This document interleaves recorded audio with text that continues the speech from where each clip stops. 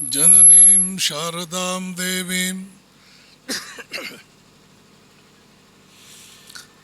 ರಾಮಕೃಷ್ಣಂ ಜಗದ್ಗುರುಂ ಪಾದಪದ್ಮೇ ತಯೋಶ್ರಿತ್ವ ಪ್ರಣಮಾಮಿ ಮುಹುರ್ಮುಹುಃ. ನಮಃ ಶ್ರೀ ಯತಿರಾಜಾಯ ವಿವೇಕಾನಂದಸೂರಯೇ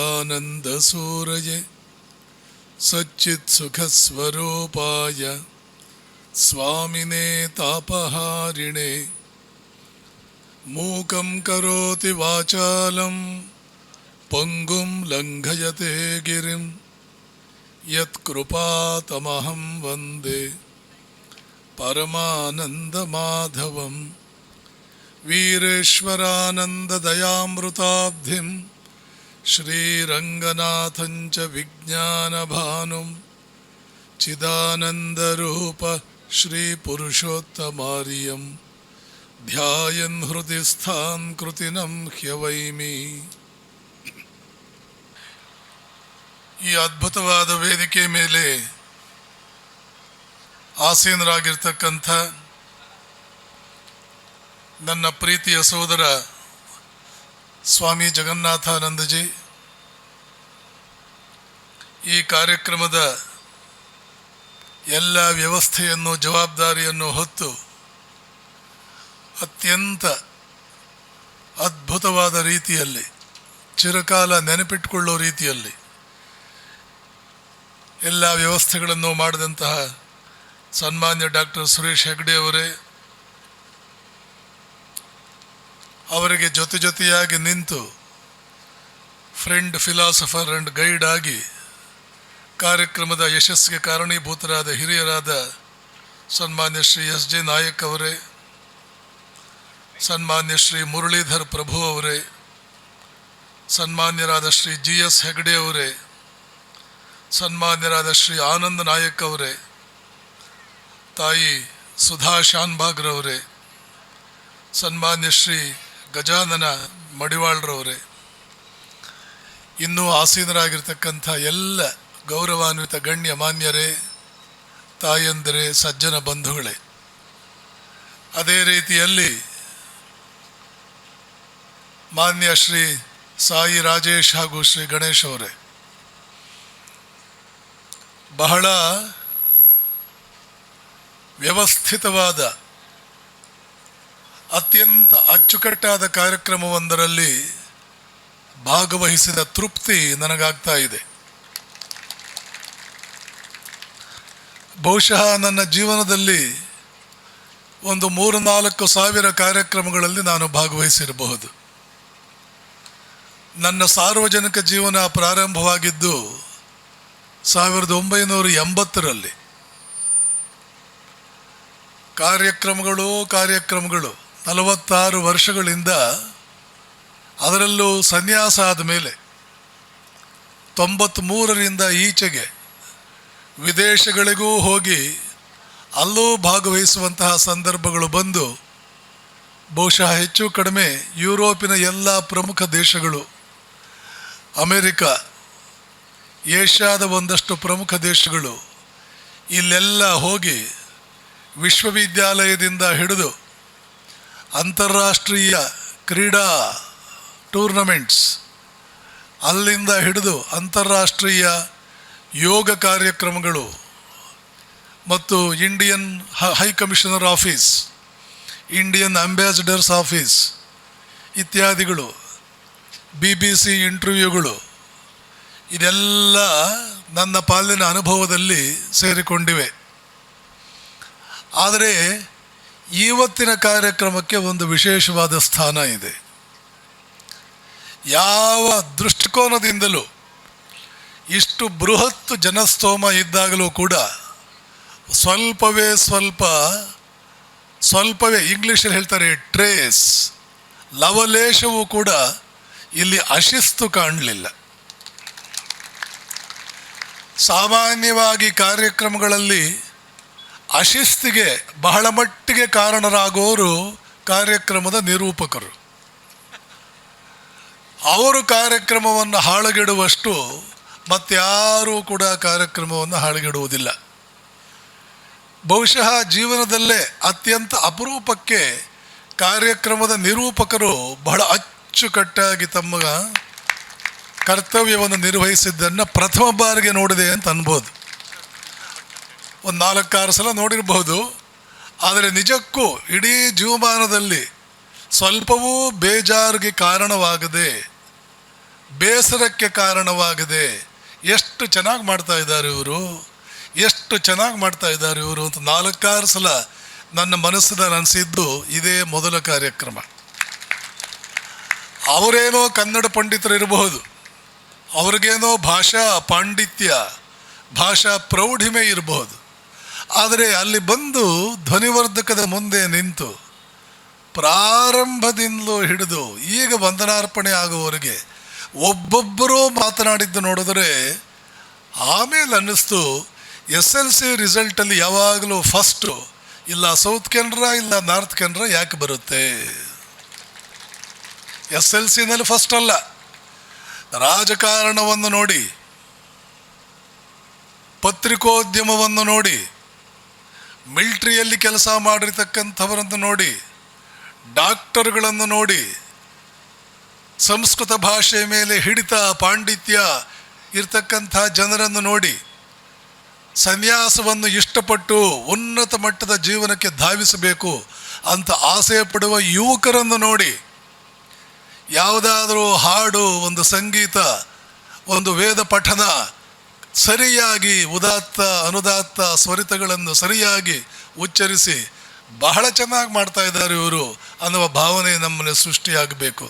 ಇದು ಯಾವುದನ್ನಾದರೂ ನೋಡಿ ಕರ್ನಾಟಕದಲ್ಲಿ ಕಿರೀಟದಂತೆ ಶೋಭಿಸುವುದು ಉತ್ತರ ಕನ್ನಡ, ದಕ್ಷಿಣ ಕನ್ನಡ ಜಿಲ್ಲೆಗಳು. ವಿಶೇಷವಾಗಿ ಭಗವತ್ ಕೃಪೆಗೆ ಪಾತ್ರವಾದಂಥ ಜಿಲ್ಲೆಗಳು ಇವೆರಡು. ಈ ಜಿಲ್ಲೆಗಳಿಂದಲೇ ನಾಯಕತ್ವ ಬರಬೇಕು, ಈ ಜಿಲ್ಲೆಗಳಿಂದಲೇ ಟೀಚರ್ಸ್ ಬರಬೇಕು, ಈ ಜಿಲ್ಲೆಗಳಿಂದಲೇ ಆದರ್ಶ ಬರಬೇಕು. ನನಗಂತೂ ಅನಿಸ್ಬಿಟ್ಟಿದೆ, ಏನದು ಕಾರ್ಯಕ್ರಮ ಹೇಗೆ ಮಾಡಬೇಕು ಅಂತನ್ನೋದನ್ನು. ಯುಗಾದಿ ಉತ್ಸವಕ್ಕೆ ಇಲ್ಲಿಗೆ ಬರಬೇಕು ಪ್ರತಿ ವರ್ಷ, ಅವರೆಲ್ಲ ಇಲ್ಲಿ ಕೂತ್ಕೋಬೇಕು, ಇಲ್ಲಿ ನೋಡಬೇಕು, ಅಚ್ಚುಕಟ್ಟುತನವನ್ನು ನೋಡಬೇಕು, ಕಲ್ತ್ಕೋಬೇಕು. ಎಷ್ಟೊಂದು ಯೋಗಿಗಳೆಲ್ಲ ಇದ್ದಾರೆ ಇಲ್ಲಿ ಅಂಥವ್ರಿಗೆ ಅನ್ನಿಸ್ಬೇಕು. ಯಾಕೆ ನಾನು ಯೋಗಿ ಅನ್ನೋ ಪದ ಉಪಯೋಗಿಸಿದೆ ಅಂದರೆ, ಕೃಷ್ಣ ಭಗವದ್ಗೀತೆಯಲ್ಲಿ ಹೇಳ್ತಾನೆ, ಅರ್ಜುನ ಯೋಗ ಕರ್ಮಸು ಕೌಶಲಂ, ಕರ್ಮ ಕೌಶಲವೂ ಒಂದೇ, ಯೋಗವೂ ಒಂದೇ. ಯಾವುದಾದರೂ ಕೆಲಸಕ್ಕೆ ನಾವು ಕೈ ಹಾಕಿದ್ವಿ ಅಂದರೆ ಅಚ್ಚುಕಟ್ಟಾಗಿ ಅದನ್ನು ಮಾಡಿ ಅದರಲ್ಲಿ ಭಾಗವಹಿಸಿದಂಥ ಎಲ್ಲ ಜನರಿಗೂ ಮನಸ್ಸಿಗೆ ಸಮಾಧಾನ, ಸಂತೃಪ್ತಿ, ಆನಂದ ಕೊಟ್ಟರೆ ನೆನ್ಪಿಟ್ಕೋ, ಆ ಕಾರ್ಯಕ್ರಮದ ವ್ಯವಸ್ಥೆ ಮಾಡಿದಾರಲ್ಲ ಅವರು ಯೋಗಿಗಳಾಗಿದ್ದರೆ ಮಾತ್ರ ಅದು ಸಾಧ್ಯವಾಗುವುದು ಅರ್ಜುನ. ಕರ್ಮ ಕೌಶಲ ಯಾರಂದರೆ ಅವ್ರಿಗೆ ಬರಲ್ಲ. ಯೋಗ ಕರ್ಮಸು ಕೌಶಲಂ. ಭಗವದ್ಗೀತೆಯಲ್ಲಿ ಯೋಗ ಅಂದರೆ ಏನು ಅಂತ 4-6 ಡೆಫಿನೇಷನ್ ಹೇಳ್ತಾನೆ. ಸಮತ್ವಂ ಯೋಗ ಉಚ್ಯತೆ, ಅದು ಇನ್ನೊಂದು ಬೇರೆ ಅರ್ಥ.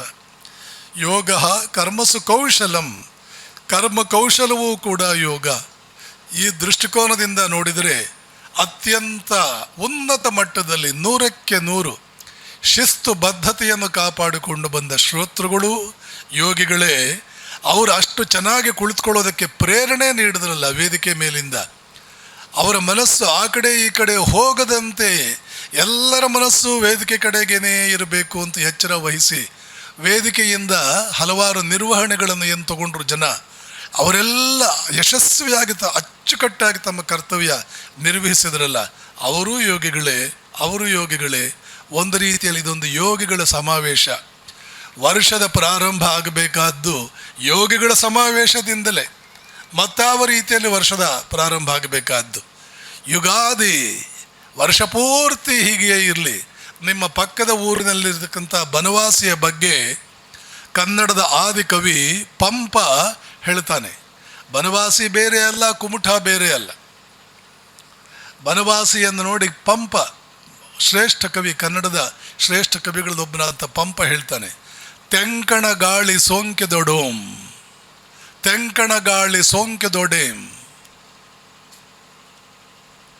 ಹಾಗೆಯೇ ಹೇಳ್ತಾ ಬರ್ತಾನೆ. ದಕ್ಷಿಣದ ಗಾಳಿ ಒಳ್ಳುಡಿ ಗೇಳುದೊಡಂ, ಇಂಪು ನಾಳದ ಗೇಯಂ ಕಿವಿ ಒಕ್ಕೊಡಂ, ಬಿರಿದ ಮಲ್ಲಿಗೆ ಗಂಡೊಡಂ, ಆದ ಕೆಂದಲಂಪಂ ಮಧು ಮಹೋತ್ಸವ ಮಾದೊಡಂ ಏನ ನಂಬೆನ್ ಆರಂಕುಸವಿಟ್ಟೊಡಂ ನೆನವುದೆನ್ನಮನಂ ಬನವಾಸಿ ದೇಶಮಂ. ಮಧು ಉತ್ಸವ, ಮಧು ಮಹೋತ್ಸವ ಅಂತ ನಡೀತಾ ಇತ್ತು ಬನವಾಸಿಯಲ್ಲಿ. ಆ ಬನವಾಸಿಯಲ್ಲೇ ಅವನು ತನ್ನ ಜೀವನವನ್ನು ಕಳೆದಿದ್ದು. ಏನೆಲ್ಲ ಆಗ್ತಾ ಇತ್ತು ಬನವಾಸಿಯಲ್ಲಿ, ಆವತ್ತಿನ ದೇಶದ ರಾಜಧಾನಿಯಲ್ಲಿ ಏನಾಗ್ತದೆ? ದಕ್ಷಿಣದ ಗಾಳಿ ನನಗೆ ಸೋಂಕಿದರೆ ಸಾಕು, ತೆಂಕಣ ಗಾಳಿ ಸೋಂಕೆದೊಡಂ ಒಳ್ಳುಡೆಗೇಳ್ದೊಡೆಂ ಇಂಪನಾಳದ ಗೇಯಂ ಕಿವಿವಕ್ಕೊಡಂ ಬಿರಿದ ಮಲ್ಲಿಗೆ ಗಂಡೊಡಂ ಆದ ಕೆಂದಲಂಪಂ ಮಧು ಮಹೋತ್ಸವ ಮಾದೊಡಂ ಏನ ನೆಂಬೆನ್ ಆರಂಕುಸವಿಟ್ಟೊಡಂ ನೆನವುದೆನ್ನಮನಂ ಬನವಾಸಿ ದೇಶಮಂ. ಎಷ್ಟೋ ಅವನು ಬದುಕಿದ್ದುದು 10ನೇ ಶತಮಾನದಲ್ಲಿ, ಬಹುಶಃ ನನಗೆ ಚೆನ್ನಾಗಿ ನೆನಪಿದ್ರೆ 11 ಶತಮಾನಗಳ ನಂತರವೂ ಆ ಬನವಾಸಿಯ ಮಧು ಉತ್ಸವ, ಮಧು ಮಹೋತ್ಸವ ಏನಿತ್ತಲ್ಲ, ಅದೇ ಪೆಂಪು, ಅದೇ ಕಂಪು, ಅದೇ ಇಂಪು ನೀವು ಉಳಿಸ್ಕೊಂಡೇ ಬಂದಿದ್ದೀರಲ್ಲ. ನಿಜಕ್ಕೂ ಕೂಡ ನಿಮ್ಮನ್ನು ಎಷ್ಟು ಶ್ಲಾಘಿಸಿದರೆ ತಾನೇ, ಅದೇನು ಜಾಸ್ತಿ ಆದೀತೆ? ಅದು ಕಡಿಮೆನೇ. ಇನ್ನಷ್ಟು ಶ್ಲಾಘಿಸಿದರೂ ಕಡಿಮೆ, ಮತ್ತಷ್ಟು ಶ್ಲಾಘಿಸಿದರೂ ಕಡಿಮೆ. ಪ್ರೀತಿಯ ಬಂಧುಗಳೇ, ಸಮಯ ಕಳೀಬೇಕು, ನಿಮ್ಮಂಥವ್ರ ಜೊತೆ ಕಾರ್ಯಕ್ರಮದಲ್ಲಿ ಭಾಗವಹಿಸಬೇಕು. ಇಂಥ ಶ್ರೋತೃಗಳು ಇದ್ದಾಗ ಎಲ್ಲೆಲ್ಲೋ ಭಾಗವಹಿಸ್ತೀವಿ, ಎಷ್ಟೋ ದೂರದಿಂದ ಹೋಗಿರ್ತೀವಿ. ಏನಿದು ಈ ಜನರಿಗೆಲ್ಲ ಯಾವತ್ತಿವರು ಕ್ವಾಲಿಟಿ ಜನ ಆಗ್ತಾರೆ, ಯಾವತ್ತಿವರು ಕಲಿತಾರೆ ಅಂತ ಬೇಜಾರು ಪಟ್ಕೊಂಡು ಬರೋದೇ ಆಗುತ್ತೆ. ಆದರೆ ಇವತ್ತು ನನಗೆ ಆ ಬೇಜಾರು ಒಂದು ಲವಲೇಶವೂ ನನ್ನ ಹತ್ರ ಸುಳಿಲೇ ಇಲ್ಲ. ನೀವೆಲ್ಲ ಜೀವನವನ್ನು ಅರಿತವರು, ಜೀವನ ಅಂದರೆ ಏನು ಅಂತ ತಿಳಿದುಕೊಂಡವರು, ಜೀವನ ವೇಸ್ಟ್ ಆಗಬಾರದು ಅನ್ನುವ ಪ್ರಜ್ಞೆ ಉಳ್ಳವರು. ಪ್ರತಿ ಸಮಯವೂ ಕೂಡ ಅದನ್ನು ನೆನೆಸ್ಕೊಂಡಾಗೆಲ್ಲ ನಮಗೆ ಖುಷಿ ಕೊಡ್ತಿರಬೇಕು, ಅಂಥ ಕ್ಷಣವನ್ನಾಗಿ ಪರಿವರ್ತಿಸಿಕೊಳ್ಳಬೇಕು. ಅದು ನಮ್ಮ ಮುಂದೆ ಇರುವ ಸವಾಲು ಎನ್ನುವ ಪ್ರಜ್ಞೆಯನ್ನು ಪಡ್ಕೊಂಡವರು. ಆದ್ದರಿಂದ ನೀವು ಹೀಗೆ ಕುಳಿತುಕೊಳ್ಳೋದಕ್ಕೆ ಸಾಧ್ಯವಾಯಿತು. ಯುಗಾದಿ ದಿನ ಆದ ಅನುಭವ ವರ್ಷ ಪೂರ್ತಿ ಅದು ಒಂದು ರೀತಿ ಪರಿವರ್ತನೆ, ರಿಪೀಟ್ ಆಗುತ್ತದೆ, ಪುನರಾವರ್ತನೆಯಾಗುತ್ತದೆ ಅನ್ನುವ ಪ್ರಜ್ಞೆಯೂ ಕೂಡ ನಿಮ್ಮಲ್ಲಿ ಇರಲಿಕ್ಕೆ ಸಾಕು. ಆದ್ದರಿಂದ ಬಹಳ ಅರ್ಥಪೂರ್ಣವಾಗಿ, ಬಹಳ ನೆನಪಿನಲ್ಲಿ ಉಳಿಯುವ ರೀತಿಯಂತೆ ಇವತ್ತು ಸಮಯವನ್ನು ಕಳೆಯೋಣ ಅಂತ ನೀವೊಂದು ನಿರ್ಧಾರ ಮಾಡಿರಲಿಕ್ಕೂ ಸಾಕು. ಯುಗಾದಿ ಅಂದರೆ ಏನು? ವರ್ಷದ ಪ್ರಾರಂಭ. ಆವತ್ತು ನಾವು ಏನು ಮಾಡ್ತೀವಿ? ಬೇವು ಬೆಲ್ಲವನ್ನು ನಾವು ತಿಂದ್ವಿ, ಆ ತಾಯಂದಿರು ಬಂದರು, ನಮಗೂ ಕೊಟ್ಟರು, ನಿಮಗೂ ಕೊಡ್ತಾರೆ, ನೀವು ಕೂಡ ತಿಂತೀವಿ. ಅದರಲ್ಲಿ ಬೇವು ಇದೆ, ಅದು ಬಹಳ ಕಹಿ. ಬೆಲ್ಲ ಇದೆ, ಅದು ಬಹಳ ಸಿಹಿ. ಎರಡನ್ನೂ ಕೂಡ ನಾವು ತಗೊಳ್ಬೇಕು. ಜೀವನದಲ್ಲಿ ಕೇವಲ ಬೆಲ್ಲ ತಿಂದರೆ ಅದು ಆರೋಗ್ಯಕ್ಕೆ ಒಳ್ಳೆಯದಲ್ಲ.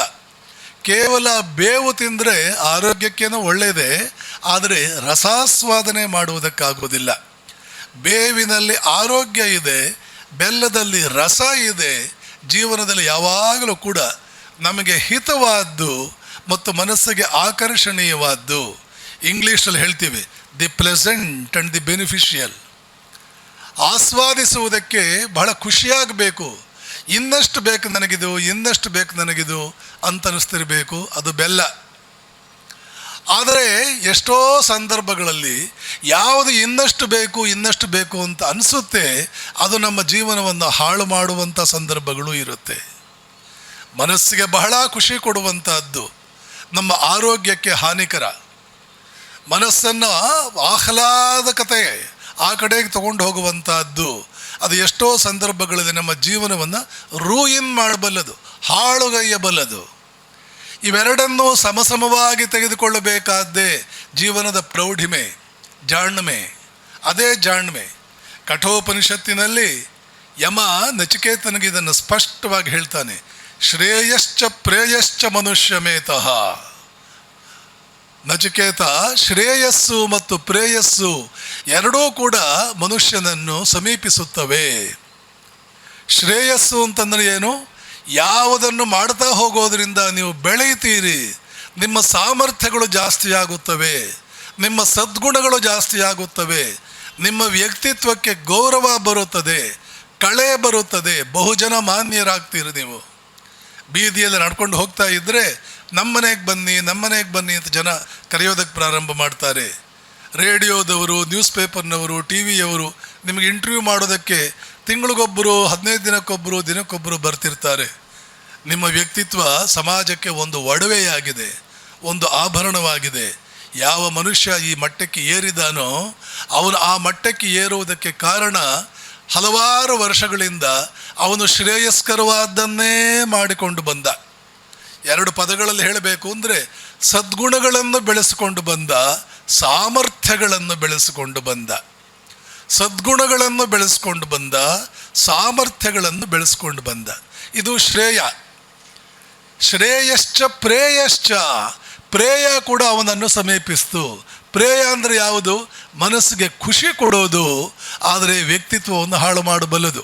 ಕುಡಿತ, ಮಕ್ಕಳು ಇವತ್ತು ಮೊಬೈಲು ಇತ್ಯಾದಿಗಳನ್ನೆಲ್ಲ ನೋಡ್ತಾರ, ಅದೆಲ್ಲ ಪ್ರೇಯಸ್, ಮನಸ್ಸಿಗೆ ಖುಷಿ, ಆದರೆ ಜೀವನವನ್ನು ಹಾಳು ಮಾಡುತ್ತೆ, ವ್ಯಕ್ತಿತ್ವವನ್ನು ಹಾಳು ಮಾಡುತ್ತೆ. ಗುರಿ ಮುಟ್ಟುವ ಕಡೆಗೆ ನಮ್ಮ ಪ್ರಯಾಣ ಇದೆಯಲ್ಲ, ಆ ಪ್ರಯಾಣಕ್ಕೆ ಅಡೆತಡೆಗಳನ್ನು ನಿರ್ಮಾಣ ಮಾಡುತ್ತೆ. ಆ ಅಡೆತಡೆಗಳೆಲ್ಲ ಮನಸ್ಸಿನಲ್ಲಿ ಶೇಖರಿಸಲ್ಪಡ್ತಾ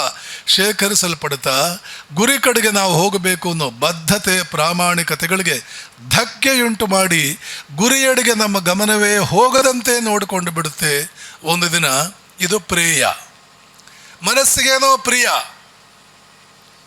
ಟಿ ವಿ ನೋಡೋದು, ಮಾಡಬಾರದ್ದು ಮಾಡೋದು, ನೋಡಬಾರದ್ದು ನೋಡೋದು, ತಿನ್ನಬಾರದು ತಿನ್ನೋದು, ಕುಡಿಯಬಾರದು ಕುಡಿಯೋದು, ಹೋಗಬಾರದು ಕಡೆ ಹೋಗೋದು, ನೋಡಬಾರದವರನ್ನು ನೋಡೋದು.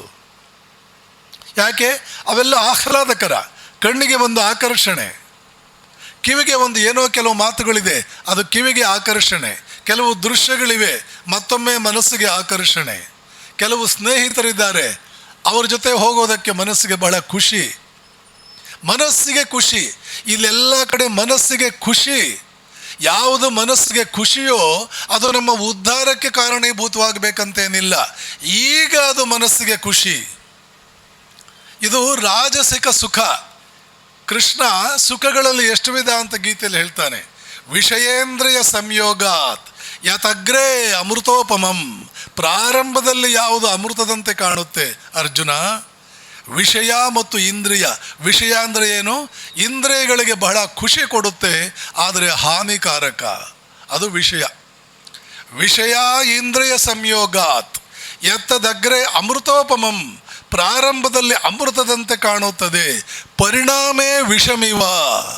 ಆದರೆ ದಿನಗಳದಂತೆ ಮುಂದೆ ಹೋದಂತೆ ಜೀವನ ಆಯುಸ್ಸಾದಂತೆ ಆದಂತೆ ಈ ಟೀನ್ಸಲ್ಲಿ 13ರಿಂದ 20ರವರೆಗೆ, 25ರವರೆಗೆ, ಈ 12 ವರ್ಷ ನಾವೇನು ಜೀವನ ಕಳೆದವಲ್ಲ, ಯದ್ವಾ ತದ್ವಾ ನಾವು ಕಳೆದು ಬಿಟ್ಟುದರಿಂದ 25ರ ನಂತರ ಅದು ನಮಗೆ ವಿಷವಾಗುತ್ತದೆ, ಕಣ್ಣೀರು ತರಿಸುತ್ತದೆ, ಕಣ್ಣೀರಿನಲ್ಲಿ ಕೈ ತೊಳೆಯುವಂತೆ ಮಾಡುತ್ತದೆ. ಪ್ರತಿನಿತ್ಯ ಬೆಳಗ್ಗೆ ಇದ್ದರೆ ರಿಗ್ರೆಟ್ಸ್, ನಾವು ಒಂದು ರೀತಿಯಲ್ಲಿ ಪಶ್ಚಾತ್ತಾಪ ಪಟ್ಟುಕೊಳ್ಳುವಂತೆ ಮಾಡುತ್ತದೆ. ಇದು ಸುಖವೇ, ಆದರೆ ಇದು ರಾಜಸಿಕ ಸುಖ. ಇದನ್ನು ಬಯಸಬಾರದು ಅರ್ಜುನ. ಯಾಕೆ? ಯಾವುದು ರಾಜಸಿಕವೋ ಅದೆಲ್ಲದರ ಹಣೆ ಬರಹ ಇಷ್ಟೇ. ಪ್ರಾರಂಭದಲ್ಲಿ ಸುಖ, ಆಮೇಲೆ ಪಶ್ಚಾತ್ತಾಪ. ಪಾಪ ಮಾಡುವಂಥದ್ದು ಇದು ಪಾಪ. ಅಥಕೇನ ಪ್ರಯುಕ್ತೋ ಯಂ ಪಾಪಂ ಚರತಿ ಪೌರುಷಃ ಅವಿಚ್ಛಿನ್ನಪಿ ವಾನುಷ್ಣೇಯ ಬಲಾದಿವ ನಿಯೋಜಿತ.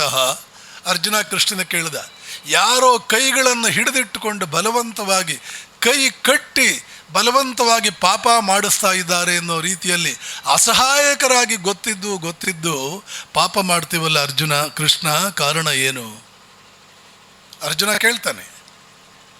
ಗೊತ್ತಿದ್ದು ಆದರೂ ಕೂಡ ಯಾರೋ ಕೈ ಕಟ್ಟಿ ಮಾಡಿಸ್ತಾ ಇದ್ದಾರೆ ಅನ್ನೋ ರೀತಿಯಲ್ಲಿ ನಾವೇ ಪಾಪಗಳನ್ನು ಮಾಡ್ತೀವಲ್ಲ ಗೊತ್ತಿದ್ದು ಕಾರಣ ಏನು ಕೃಷ್ಣ?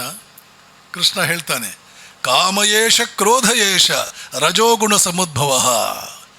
ರಜೋಗುಣ ಅನ್ನುವ ರಾಕ್ಷಸ ಒಳಗಡೆ ಇದ್ದಾನೆ. ರಾಮಾಯಣದ ರಾವಣ, ಕುಂಭಕರ್ಣ, ವಿಭೀಷಣ, ಈ 3 ಜನ ಆಧ್ಯಾತ್ಮ ರಾಮಾಯಣದ ಪ್ರಕಾರ ಈ 3 ಗುಣಗಳ ಸಂಕೇತಗಳು, ಪ್ರತಿನಿಧಿಗಳು.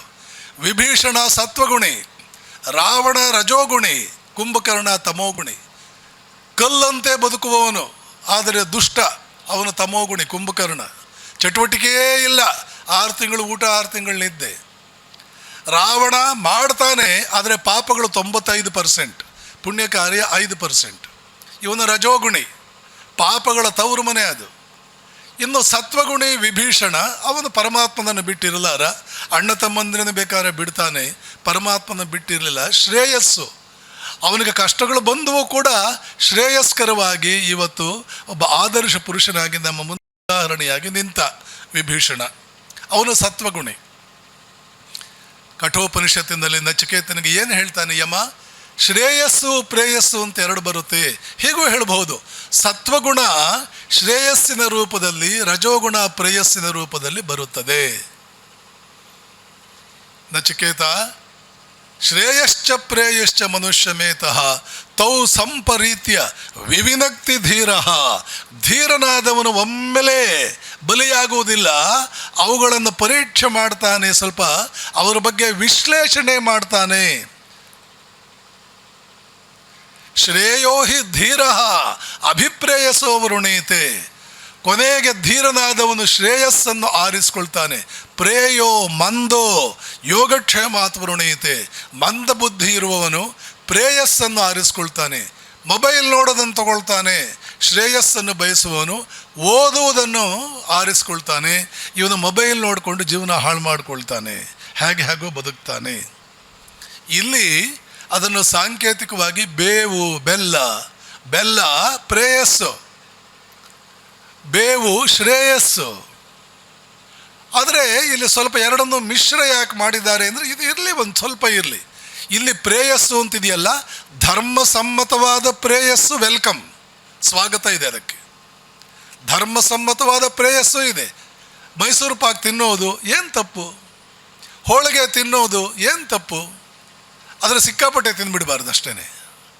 ಹಾಗೇನೆ ಕೆಲವು ಸಿನಿಮಾಗಳಿವೆ, ವೀರ ರಸವನ್ನು ಜಾಗೃತಗೊಳಿಸುವಂತಹದ್ದು, ಭಕ್ತಿಯನ್ನು ಜಾಗೃತಗೊಳಿಸುವಂತಹದ್ದು, ಸದ್ಗುಣಗಳನ್ನು ಜಾಗೃತಗೊಳಿಸುವಂತಹದ್ದು ಕೆಲವೆಲ್ಲ ಸಿನಿಮಾಗಳಿದೆ. ಏನು ತಪ್ಪು? ಯಾಕೆ ನೋಡಬಾರ್ದು ಅದನ್ನೆಲ್ಲ? ಯಾಕೆ ಕೇಳಬಾರ್ದು ಅದರ ವಿಚಾರಗಳನ್ನೆಲ್ಲ? ಕೇಳೋದೇ ತಪ್ಪಂತಲ್ಲ, ನೋಡೋದೇ ತಪ್ಪಂತಲ್ಲ. ಹಾಗೆ ಬೆಲ್ಲದ ರೂಪದಲ್ಲಿ ಧರ್ಮಸಮ್ಮತವಾದ, ಕೃಷ್ಣ ಗೀತೆಯಲ್ಲಿ ಹೇಳ್ತಾನೆ, ಅರ್ಜುನ ಧರ್ಮಸಮ್ಮತವಾದ ಕಾಮವೂ ನಾನಾಗಿದ್ದೇನೆ. ಧರ್ಮ ಅವಿರುದ್ಧೋ, ಧರ್ಮ ವಿರುದ್ಧೋ ಅಲ್ಲ, ಧರ್ಮಕ್ಕೆ ಸಮ್ಮತವಾದ ಅವಿರುದ್ಧೋ ಭೂತೇಶು ಕಾಮೋಸ್ಮಿ ಭರತರ್ಷಭ. ಪ್ರೇಯಸ್ಸಿಗೂ ಒಂದು ಸ್ಥಾನ ಇದೆ. ಆದರೆ ನೆನಪಿಟ್ಕೋ, ಶ್ರೇಯಸ್ಸಿಗೆ ಪೂರಕವಾಗಿರುವಂತೆ ಇರಬೇಕದು. ಪ್ರೇಯಸ್ಸನ್ನು ಹಾಗೆ ತಗೋಬೇಡ, ಎರಡೂ ಒಟ್ಟೊಟ್ಟಿಗೆ ಪೂರಕವಾಗಿದೆ. ಇಲ್ಲಿ ಬೇವು ಬೆಲ್ಲ ಪರಸ್ಪರ ಪೂರಕವಾಗಿದೆ. ಇದೆಲ್ಲ ಅರ್ಥ ಇದೆ. ಎರಡನ್ನೂ ಸ್ವಾಗತಿಸೋಣ. ಯಾಕೆಂದರೆ ಬರುತ್ತೆ, ಜೀವನ ಅಂತಂದಮೇಲೆ ಎರಡೂ ಕೂಡ ಬರುತ್ತೆ. ನಾವೇನು ಕುಂತಿ ಅಲ್ವಲ್ಲ. ಕುಂತಿ ಆದರೆ ಅತ್ಯಂತ ಧೀರತನದಿಂದ ಕೃಷ್ಣನಿಗೆ ಕೇಳಿದ್ಲು, ಅತ್ತೆ ನಿನಗೇನು ವರ ಬೇಕು? ಕೃಷ್ಣನ ಲಾಸ್ಟ್ ವಿಸಿಟ್ ಹಸ್ತಿನಾಪುರಕ್ಕೆ, ಇನ್ನು ಬರಲ್ಲ ಅವನ ಅವತಾರ ಕಾರ್ಯ, ಅವತಾರ ಅವಧಿ ಮುಗಿದಿದೆ. ಆದರೆ ಹಸ್ತಿನಾಪುರಕ್ಕೆ ಎಲ್ಲ ಅವನ ಸೋದರ ಬಂಧುಗಳನ್ನು ನೋಡ್ಕೊಂಡು ಹೋಗೋಣ. ಯಾಕೆಂದರೆ ಅವನ ಪ್ರಾಣ ಇರೋದೇ ಪಾಂಡವರಲ್ಲಿ. ಮಮ ಪ್ರಾಣ ಹಿ ಪಾಂಡವಾಹ ಅಂತ ಮಹಾಭಾರತದಲ್ಲಿ ಒಂದು ಕಡೆ ಹೇಳಿದ್ದ. ಪಾಂಡವರಲ್ಲೇ ನನ್ನ ಪ್ರಾಣ ಇದೆ, ಕೊನೆಗೆ ಒಂದ್ಸಲ ನೋಡ್ಕೊಂಡು ಬಂದುಬಿಡೋಣ ಅಂತ ಹಸ್ತಿನಾಪುರಕ್ಕೆ ಬಂದಿದ್ದಾನೆ. ಅವನೊಬ್ಬನಿಗೇ ಗೊತ್ತು ಇದು ನನ್ನ ಲಾಸ್ಟ್ ವಿಸಿಟ್, ಯಾರಿಗೂ ಅವನು ಹೇಳಲಿಲ್ಲ. ಇದು ಕೊನೆ ಸಂದರ್ಶನ ಆದ್ದರಿಂದ ಒಬ್ಬೊಬ್ಬರ ಹತ್ತಿರವೂ ಹೋಗಿ ವಿಶೇಷವಾದ ಆಸಕ್ತಿ ವಹಿಸಿ, ತಲೆನೇ ಒರೆಸಿ ಗಲ್ಲಾನೇ ಒರೆಸಿ, ಚೆನ್ನಾಗಿ ಊಟ ಮಾಡಪ್ಪ, ಚೆನ್ನಾಗಿ ನಿದ್ದೆ ಮಾಡಪ್ಪ, ಏನು ಯೋಚನೆ ಮಾಡಬೇಡಪ್ಪ, ಇನ್ನು ಸ್ವಲ್ಪ ಹೆಲ್ತ್ ಚೆನ್ನಾಗಿ ಇಂಪ್ರೂವ್ ಮಾಡ್ಕೋ ಅಂತ ಏನೇನು ಹೇಳಬೇಕು ಆತ್ಮೀಯವಾದ ಪ್ರಿಯವಾದ ಮಾತುಗಳನ್ನು ಒಬ್ಬೊಬ್ಬರಿಗೂ ಮಾತಾಡ್ತಾ, ಯಾಕೆಂದರೆ ಲಾಸ್ಟ್ ವಿಸಿಟ್ ಅಲ್ವಾ. ಕುಂತಿ ಹತ್ತಿರ ಬಂದ, ಅತ್ತೆ ಹತ್ತಿರ ಬಂದಾಗ ಅವಳ ಇಡೀ ಜೀವನ ಅವನ ಕಣ್ಣು ಮುಂದೆ ಬಂತು. ಪಾಪ ನನ್ನ ಅತ್ತೆ ಎಷ್ಟು ಕಷ್ಟಪಟ್ಟಳು, ಚಕ್ರವರ್ತಿಯ ಮಗಳಾಗಿ, ಚಕ್ರವರ್ತಿಯ ಹೆಂಡತಿಯಾಗಿ, 4 ಚಕ್ರವರ್ತಿಗಳಿಗೆ ತಾಯಿಯಾಗಿ ಅವಳು ಜೀವನದಲ್ಲಿ ಮೃಷ್ಟಾನ್ನ ಭೋಜನ ಮಾಡಿದ್ದು. ಅಷ್ಟರಲ್ಲೇ ಇದೆ ವಿಧಿ ಲಿಖಿತ. ಏನು ಕಡಿಮೆ, ಗಂಡ ಚಕ್ರವರ್ತಿ, ತಂದೆ ಚಕ್ರವರ್ತಿ, ಒಬ್ಬ ಮಗನಿಗಿಂತ ಒಬ್ಬ ಮಗ ಚಕ್ರವರ್ತಿ, ಆದರೆ ಜೀವನದಲ್ಲಿ ಮೃಷ್ಟಾನ್ನ ಭೋಜನ ಮಾಡಿದ್ದು ಏನಿದೆ? ಇದೆಲ್ಲ ಯೋಚನೆ ಮಾಡಿದ ಕೃಷ್ಣ ಕುಂತಿಯ ಮುಂದೆ ನಿಂತು ಒಂದು ಪನೋರಮಿಕ್ ವ್ಯೂ ಅಂತೀವಿ ಇಂಗ್ಲೀಷಲ್ಲಿ, ಅದೆಲ್ಲ ಅವನ ಮುಂದೆ ಬಂತು. ಪಾಪ ನನ್ನ ಅತ್ತೆಗೆ ಏನಾದರೂ ಒಳ್ಳೇದು ಮಾಡೋಣ ಅಂತಂದ್ರೆ, ಅತ್ತೆ ಏನಾದರೂ ವರ ಕೇಳು ಅಂತಂದೆ ಕೃಷ್ಣ.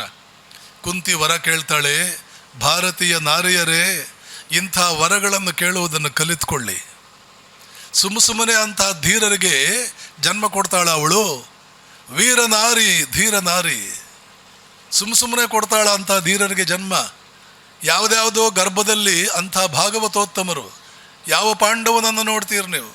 ಒಬ್ಬನಿಗಿಂತ ಒಬ್ಬ ಯಾವುದರಲ್ಲಿ ಕಡಿಮೆ? ಅಂಥವ್ರನ್ನೆಲ್ಲ ಹೆರಬೇಕು ಅಂದರೆ ಅವಳ ಗರ್ಭ ಹೇಗಿರಬೇಕು? ಯಾವುದೋ ಗರ್ಭದಲ್ಲಿ ಯಾರೋ ಹುಟ್ಟೋಕೆ ಸಾಧ್ಯವಿಲ್ಲ. ವಿವೇಕಾನಂದರು ಹುಟ್ಟಿದಾಗ ಭುವನೇಶ್ವರಿ ದೇವಿ 1 ವರ್ಷ ಶಿವನನ್ನು ಕುರಿತು ತಪಸ್ಸನ್ನು ಆಚರಣೆ ಮಾಡಿದ್ಲು.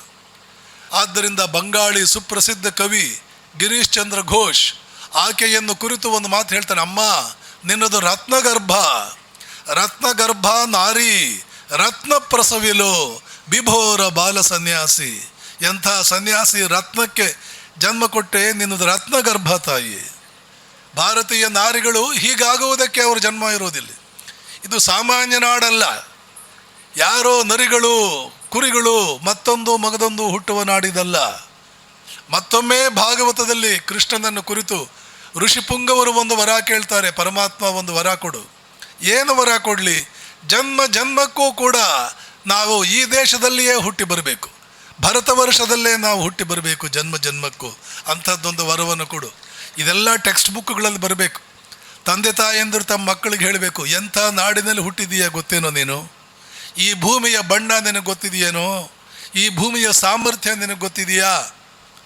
ಈ ಭೂಮಿಯ ತಾಕತ್ತು ನಿನಗೆ ಗೊತ್ತಿದೆಯಾ? ಇದು ಕೇವಲ ಋಷಿ ಮುನಿಗಳು, ಚಕ್ರವರ್ತಿಗಳು, ರಾಜಋಷಿಗಳು, ತಪಸ್ವಿಗಳು ತಮ್ಮನ್ನೇ ತಾವು ಬಲಿಕೊಟ್ಟು ಜಗತ್ತಿಗೆ ಹಿತವನ್ನು ಮಾಡುವವರು.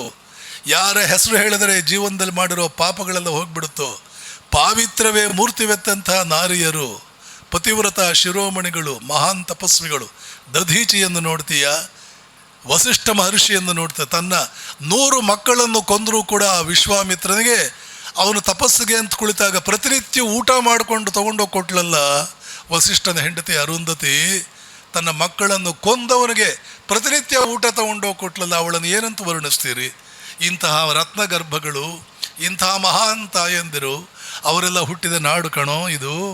ಇಂಥ ನಾಡು ಹೆಣ್ಣು ಮಕ್ಕಳಿಗೆ, ಗಂಡು ಮಕ್ಕಳಿಗೆ ಸಣ್ಣ ಸಣ್ಣ ವಯಸ್ಸಿನಲ್ಲಿ ಅವರ ಬರ್ತ್ಡೇ ದಿನ ಅಥವಾ ಇನ್ಯಾವತ್ತೋ ಒಂದು ದಿನ ತಂದೆ ತಾಯಂದರು ಕೂಡಿಸ್ಕೊಂಡು ಆರತಿ ಎತ್ತುವ ಸಮಯದಲ್ಲಿ ನೀನು ಹೀಗಾಗಬೇಕು, ಇವರನ್ನೆಲ್ಲ ಮೀರಿಸುವಂಥವನಾಗಬೇಕು. ನರೇಂದ್ರನಿಗೆ ಭುವನೇಶ್ವರಿ ಹೇಳ್ತಿದ್ಲು, ಮಗು ನೀನು ಹನುಮಂತನಂತೆ ಆಗಬೇಕು. ನೋಡಿ, ಹನುಮಂತನಂತೆ ಸಮುದ್ರ ದಾಟಿದ ನರೇಂದ್ರ, ಹನುಮಂತನಂತೆ ರಾಮನಿಗಾಗಿ, ಇಲ್ಲಿ ರಾಮಕೃಷ್ಣರಿಗಾಗಿ ಜೀವನವನ್ನು ಸಮರ್ಪಣೆ ಮಾಡಿದ. ಭಾರತೀಯ ಸಂಸ್ಕೃತಿ, ಭಾರತೀಯ ಗೌರವ, ಭಾರತೀಯ ಮರ್ಯಾದೆ, ಭಾರತೀಯ ಅಸ್ಮಿತೆ ಅನ್ನುವ ಸೀತೆಯನ್ನು ಮತ್ತೆ ವಾಪಸ್ ತಂದ. ಸಣ್ಣ ವಯಸ್ಸಿನಲ್ಲಿ ಮಕ್ಕಳ ಮುಂದೆ ಇಟ್ಟ ಕನಸುಗಳು ಅವರಿಗೇ ಗೊತ್ತಿಲ್ಲದೆ ಅವರ ಜೀವನದಲ್ಲಿ ಪರಿವರ್ತನೆ ಮಾಡಿಬಿಡುತ್ತವೆ. ಕುಂತಿ ಏನು ಕೇಳ್ತಾಳೆ? ಕೃಷ್ಣನಿಗೇನು ಕೇಳ್ತಾಳೆ?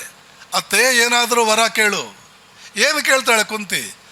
ಮಹಾಭಾರತದಲ್ಲಿ ಬರುವ ರತ್ನದಂತಹ ಶ್ಲೋಕಗಳು. ಭಾರತ ಪಂಚಮೋ ವೇದ, 5ನೇ ವೇದ. 4 ವೇದಗಳನ್ನು ಯಾರು ಓದುವುದಕ್ಕಾಗುವುದಿಲ್ಲ, ಎಲ್ರಿಗೂ ಆಗೋದಿಲ್ಲ. ಆ Sanskrit, Vedic Sanskrit, it's an ಈಸೋಟರಿಕ್ Sanskrit. ಕಾಳಿದಾಸನ ಪುಸ್ತಕ ಓದಿದಷ್ಟು ಸುಲಭವಾಗಿ ವೇದಿಕ್ ಸಂಸ್ಕ್ರಿಟ್ ಓದೋಕ್ಕಾಗಲ್ಲ.